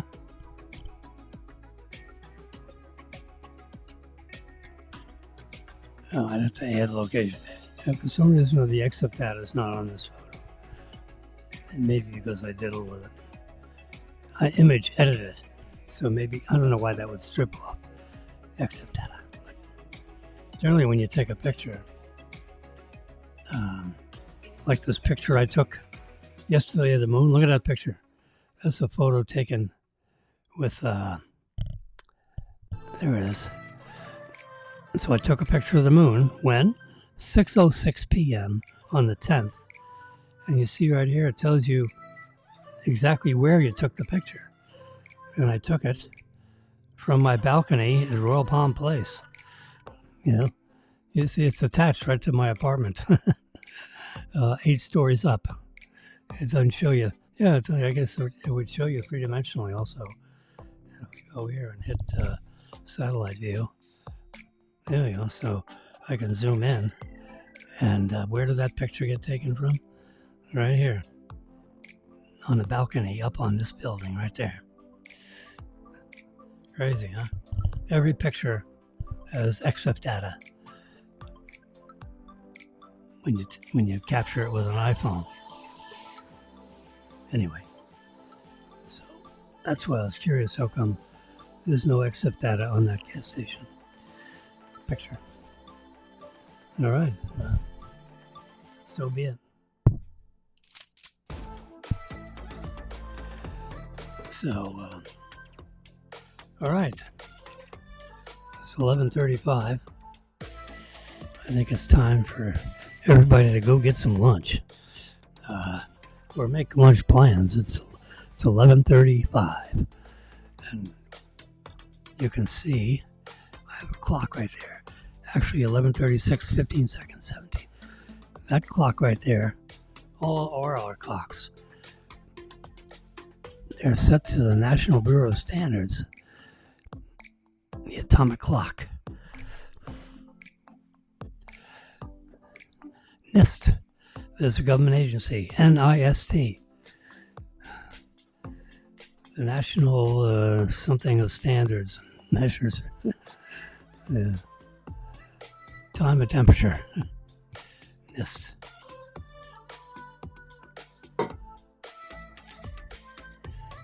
So, with that happy news, Jimmy is going to stop talking since I've been on this conversation for about 2 hours, And as you remember, it is a simulcast. It's like a conversation. We're sitting around having a chat. Okay, I don't have an agenda necessarily. I am a conservative as opposed to a liberal. I have a little studio set up here on the 8th floor, and my half of this table, which is a 6-foot by 4-foot table, I measured 2 feet in. I put a blue line down the middle, and I said, Marilyn, that's your side. This is my side. And on this side, I put all this equipment. We can close this off so people can't see this. You know, when we have company over, I can shut the doors here. So, yeah, you can see all my stuff laying around. But I try to keep this, relatively clean. And, I've got a little package of constitutions here. If we have house guests, I'll bring a constitution. We're having dinner with friends tomorrow. I'll give each of them a pocket constitution. So in case anyone starts talking about the Second Amendment or the Third Amendment, in this little 45-page document, it's not printed in microprint either. I'd say it's 8-point. It's not Bible print. No, I don't have it focused on there. This is not an autofocus lens. But you can see relative to my fingers, it's not microprint. It's not Bible print. A little bigger than Bible print. But it's the entire Constitution and all 27 amendments. I think there are 27 of them. Let's see. There's the 25th Amendment. I mean, it's amazing, it's not 27th Amendment.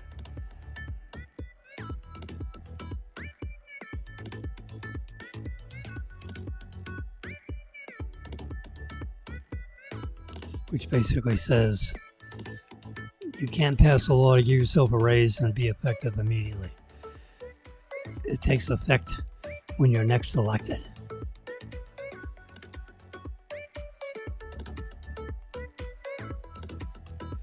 No law varying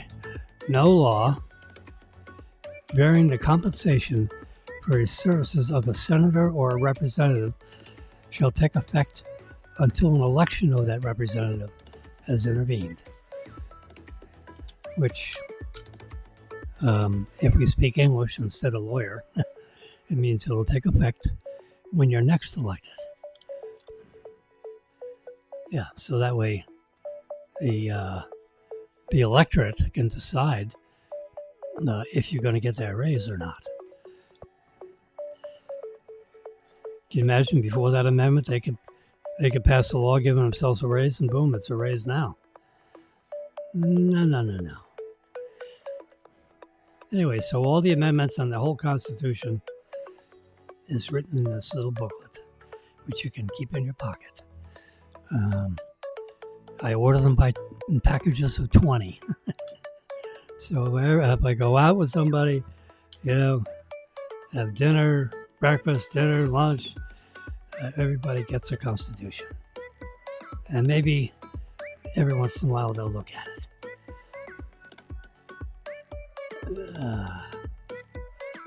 So here's the Constitution. 17 pages.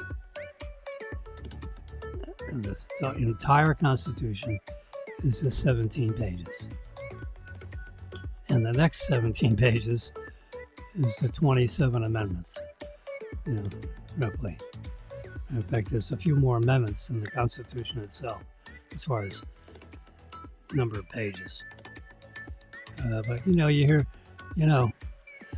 Article 2, Section 3, you can look it right up. And you can read it. Yeah, I mean, it's in English.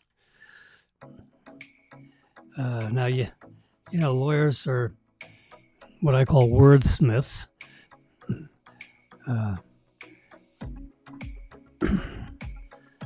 And they, go to they, when court actions are taken, particularly the Supreme Court, there's a particular case that goes through all the appellate levels and goes up to the Supreme Court. And they decide about how a certain law should, be handled, because the law is not, expressly clear enough. So it clearly defines whether something should or shouldn't happen. And that's called, a case, and that'd be case law. So then that is like a little bit of an explanation about how this part of the Constitution was affected by this case that went in front of the Supreme Court. So then if something else comes up that's related to, the Article 2, Section 3 or whatever, then this is the way that particular section, what they meant by that part of the Constitution. So that case law becomes, not an amendment, but it becomes an operative way in which the executive branch should enforce that portion of the Constitution. Constitution controls everything, basically. And then there are a bunch of laws passed by, the congressional side of you have the executive branch, you have the congressional part, and then you got the judiciary. So the congressional part of this tripod, they write the laws. The judiciary interprets the laws based on case law, where you have defendants and you have plaintiffs, and they decide how these things, should be dealt with. And then it goes to appeals court. And if the appeal, then if it goes through all the 3 levels of appeals, then it is submitted to the Supreme Court, and then they'll decide if they wanted to hear the case at all. And sometimes the Supreme Court says, no, we don't need to take this up because the appellate level has decided it, and we're just going to leave it the way that's decided. Or they'll take up the case. And then if they can't take up the case, then they will review the entire appellate package of information, and what happened with the appellate levels. Did they reverse, what was decided in the lower courts? Did they, affirm that the lower courts decided it properly and there was no action that was inappropriate with regards to the way the judges ruled on certain matters and heard both sides of the case evenly and without prejudice and all this business. There's probably a better way of describing this. I'm doing the best I can as a non-lawyer, without notes. But when it gets to the Supreme Court and they decide, then that is case law that's attached to that portion of the Constitution.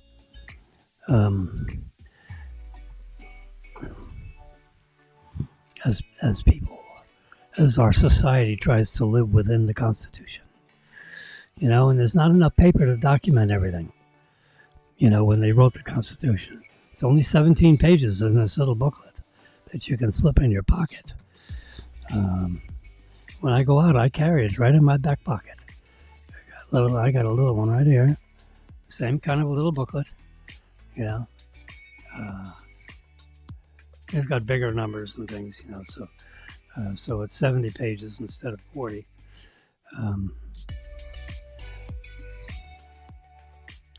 There's been a lot of news about persons born and naturalized in the United States. And you can read Section 1 of the 14th Amendment, and it's real clear. All persons born or naturalized in the United States and subject to the jurisdiction hereof, citizens of the United States. So if you're born in the United States, you are a citizen, period. Now the question is, if you were out of the country as an alien and you jumped across the border illegally and then had 2 kids, are both those kids citizens because the parent was not legal?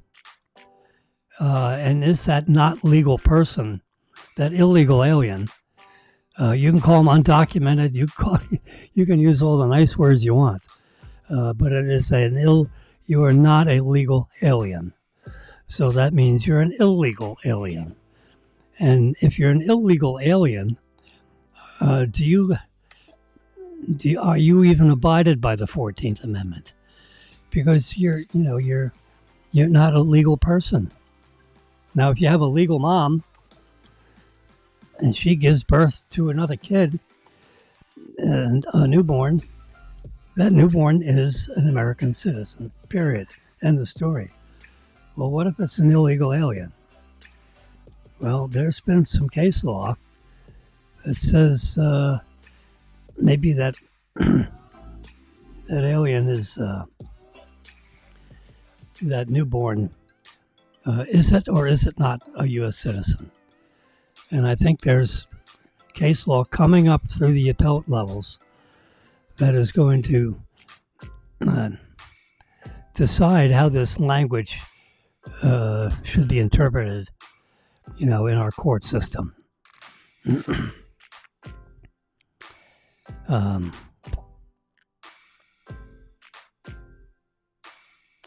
So that's what Section 1 of Amendment 14 reads.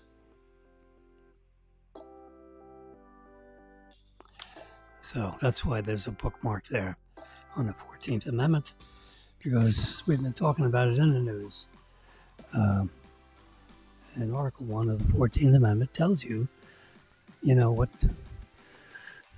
what the Constitution says. Now, you can go back to the papers on when that amendment was written. What were the points presented to Congress when they were deciding to amend the Constitution. Remember, the entire Congress has to vote on it with a supermajority. Okay, not a 51%er, not 50 plus 1. It's a supermajority, which is 75% of Congress and 75% of the Senate comes up with an amendment proposal. And then they send it to all 50 states. And each state legislature decides on whether they want to amend the Constitution. And a supermajority of those legislatures either accept or don't accept the amendment proposition. You need 38 states. You need a supermajority, not 25. There are 50 states. So 25 states plus 1, which would be 30 states. No. 25 would be 26, right? No. It has to be 38 states. Okay? 38 states. Clear? Looking at my calculator here. I remember the number 38 divided by 50, 76%. You round up. You can't have half a state. So 38 states makes it a 75% you need 75% of the state legislatures to approve the amendment of a constitution. And if you get 38 states to go along with the amendment, the proposed amendment, then it becomes an amendment. Yep. And that's Congress writes the language of the amendment. The Senate approves the language. Both bodies of Congress have to approve the one version of the language of the amendment. The amendment gets sent out to all 50 states. All 50 states take this matter up in each separate state legislatures. And the state legislature decides on a supermajority basis whether they are going to accept the proposed amendment to the Constitution of the United States. And we need 38 states that will affirm that they want this amendment. And each legislature has to have a supermajority of those legislatures approving that amendment. So if they get 38 states, then it goes back to Congress and the Constitution is duly amended. And then you have amendment number 29, or 8. I think there are 27 amendments.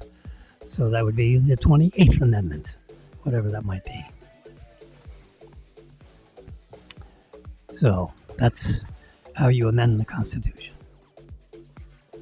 So I earmarked here was, the business about naturalization. If you're born in the United States, then the offspring is a naturalized citizen. The question becomes, and should it be a matter of the Supreme Court, is if the newborn is a result of a pregnancy of an illegal alien, does that illegal alien have that same right as a female U.S. citizen having an offspring? Shouldn't there be a difference, or should there be no difference?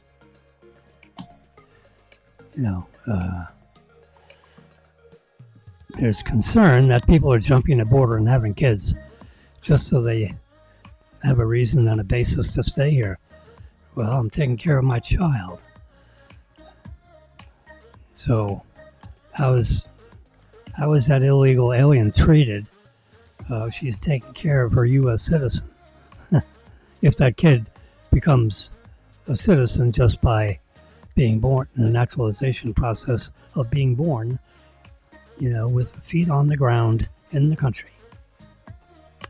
Yep. That sounds like something to debate about. Now, if you're an illegal alien and you're driving a car and you break the speed limit, you're living within the laws of the state in the county, where you got your speeding ticket. Now because you're an illegal alien doesn't mean you don't follow the laws. So that's the kind of issue, because if illegal aliens live within certain laws, are they not treated like all laws are treated? So I think that's the debate.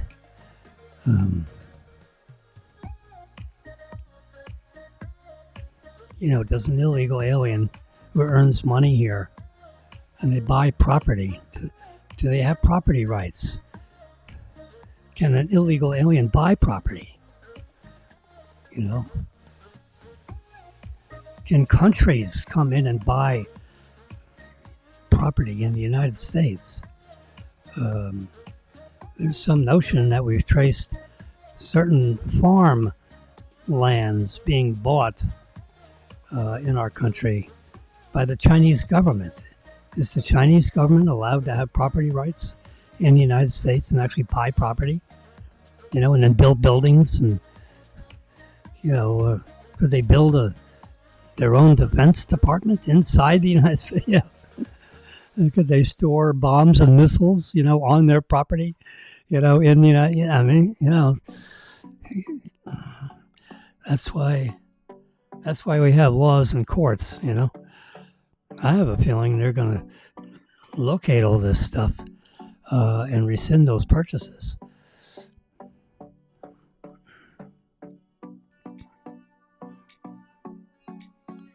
Because if we don't have laws about that, then we probably need one about the property rights of non-citizens. That's not defined. Sounds like something that needs to be defined. Okay, I'm done. It's 11:57. You got 3 minutes to have lunch. You got 3 minutes before you run out to lunch. So I'm going to turn this little guy off. And it's the 12th. It's Wednesday. It's 11:58 a.m. You can see right on that big clock right there. 11:58. And on that happy notion, this is a Simulcast. I was trying to say this a little while ago. It's a live simulcast broadcasting on YouTube Live, Facebook Live, and Twitter Live, all simultaneously, live broadcast. 2 hours and 22 minutes of it. Yep, it is on. Now, if you weren't listening live, you can tune in anytime. You can see what I had yesterday or the day before. I don't think I did anything yesterday. I think I did one Monday, and I'm doing one today. I try to do it every day. I wasn't feeling well yesterday, so I didn't do it. My voice is a little crickety-crackety, so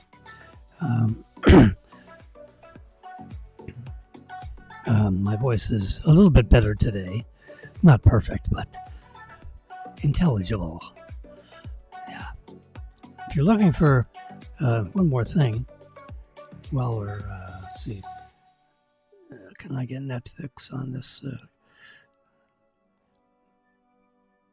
Yes, I can. It's automatically logging in. Bingo. I just wanted to show you something on Netflix. They're watching this thing. There's an arrow through it. It's called Younger. Younger. I'll press it. And stop it. I hope you like cacio e pepe. There we go. Pause. You see, Younger. Honk if you're horny. It's got like 7 seasons. It's called The Younger. And it's really quite interesting. So if you're looking for now it's a series. Now they're all been recorded and put out, on Netflix. Let's see, stop it. There we go. So we continue watching. We're watching The Recruit, The Lincoln Lawyer, The Infiltrator. We just started watching a few of those, but we're on season 5. There are 7 seasons, and they have like 12 episodes per year, or per season, I think per year. So all 7 years of these episodes have been produced, and they've been put, and Netflix has bought the rights to transmit these shows over their network, of which we're a paid subscriber of Netflix. And all kinds of things you can watch. Now they have TV shows. They have movies. So categories, dramas, romance, sports, thrillers. Here's action. So you can just click action, and there's all the, the top picks.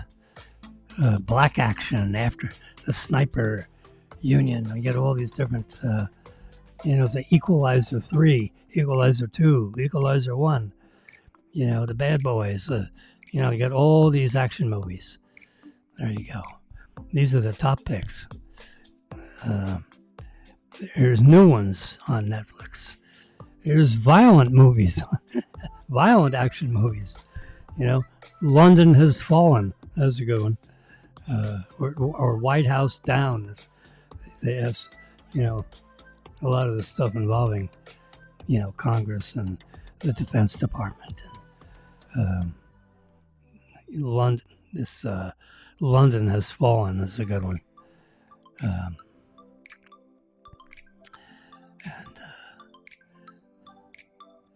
There's action comedy ones, gritty action movies. Critically acclaimed action movies. Here's Apollo 18. There's all kinds of different kinds of action, right? Futuristic sci-fi action. Because remember, the whole top title was action movies. So, you can go through all these movies. You can search for them by name. You can search, by genre. Here's categories. Now, you can say 2025 Netflix Oscars. So it'll show you all the Oscar movies, that were nominated and which ones won, and you can watch them, So it's really quite an interesting way that you can search through, literally thousands of different movies. And you got categories, and right now we're watching this series called The Outer Banks. This is a good one. We've seen all that one. So the one we're currently watching is this younger one, where, at midnight, we turned it off last night. We're just beginning episode number 9 of season 5. So we got about 25 episodes left. They're short ones. They're like half hour apiece. So every 30 minutes you're getting a new episode, which means that's the equivalent of an intermission. So you can go to the restroom if you need to, and you just pause for the next episode while you go relieve yourself. Anyway, so we watched that from like 4 hours of younger. So it was like 8 episodes because they're 25 minutes apiece. Yes, sir. Really quite nice. So you get to know these characters, when you got multi-years. And the nice thing is it just goes, it's like one continuous stream. Every 3 seconds it loads the next one. You have to pause it to stop it. And so we went through 8 of these last night. And God knows, no, we won't watch. Daniel's coming over tonight, so we probably won't watch, until when he shows up. We turn off the Netflix. So we'll probably just watch, the 5 and the nightly news. And then he'll probably show up halfway through the nightly news.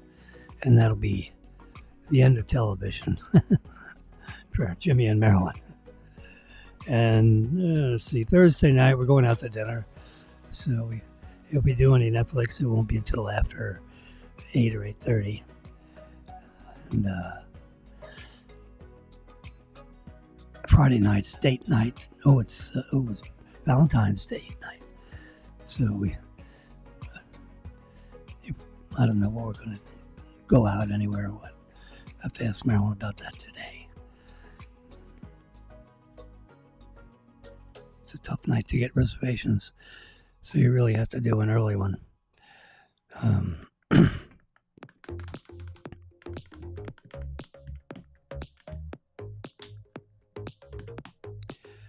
All right. once again, I'm going to say goodbye. Keep talking. Stop talking. All right, I'm done. Triplex, a simulcast in our downtown studio in Boca Raton, 33432. You can join us live. You can call me. You can see I take phones right on the thing. I can put it on speakerphone. I can actually link it through my soundboard. I don't have the phone linked up to it right now. So you can text message me and it'll come up on my phone.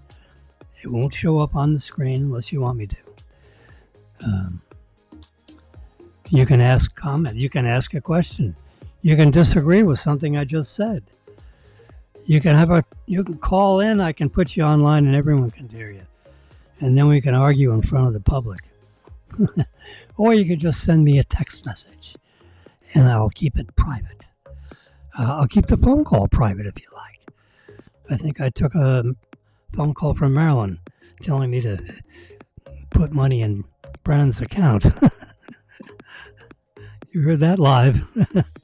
Live and in color, yes. All right. With that, now it's 12:08 instead of 11:57. And I'm going to sign off now.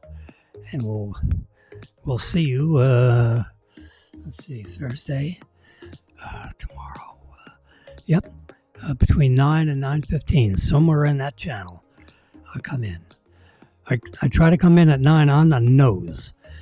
The only thing that'll keep me off is if I can't get a clear internet channel, I have to have a bandwidth of at least 8 megabits per second upload. Yeah, I have to have an download signal bandwidth of, it's like gallons. How many gallons of fluid are going to go through the pipe? Well, in this case, it's bits and bytes. And I have to have 8 million bytes per second. 8 million bits per second. 1 million bytes per second has to be able to go up and down through the internet, through my computer system here, through my MacBook Pro. And if I can't get that bandwidth, I can't get on the air. So if you're wondering, where's Jimmy? It's not because I'm lazy. And it's not because I'm sick necessarily. It could be because, Xfinity didn't give me a clear signal. They usually do. Yeah. 300 days out of 365, I get a nice signal. But the 65 days is the question, whether I get a signal or not. I have one today. It's a good bandwidth today. And with that, I'm going to... our background sound is provided to us by the Epidemic Sound Instrumental Music without copyright. So I am capable of rebroadcasting this. This is coming from YouTube Music, and it's the Epidemic Sound Instrumental. You can hear it. It's a nice, when you have a pipe and you're doing internet, you want to have a signal keeping that pipe alive. You don't want the flow of bits and bytes to slow down, because it may think, the system, the network may think, this guy's not doing anything anymore, we'll just cut it off. We don't want our network tied up with a signal source that is not consistent. So, podcasters or broadcasters want to have a continuous signal. So when I take a breath, I want the system to hear the epidemic in the background. So that way, I was getting the signal dropping off every once in a while. And you've got to start all over again to start it back up. So that takes, the startup process is around, 15 minutes of stuff you got to do. So if you lose your signal, you kind of have to start over again, or you start in the middle again. So I always have, now this is a little too loud, because it's hard to discern me from the music. So I just have a little levers here. I just turn that see, I can fade the music out. So right around there is like a good balance of the level of the music, because you can discern it from me. And if I take a breath, there's still music playing. You know, every once in a while you got to take a breath. You know, the air keeps going out, you got to breathe in. And you don't want to lose your signal between breaths. That's it. There you go. There's a little principle of podcasting. Have some background music if you don't want to lose your signal. You need that bandwidth, baby. All right. With that happy news, I'm going to turn me down so that you won't be able to even hear me breathing, because the microphone's going off gradually right now, and the music is going to go louder. Bye-bye.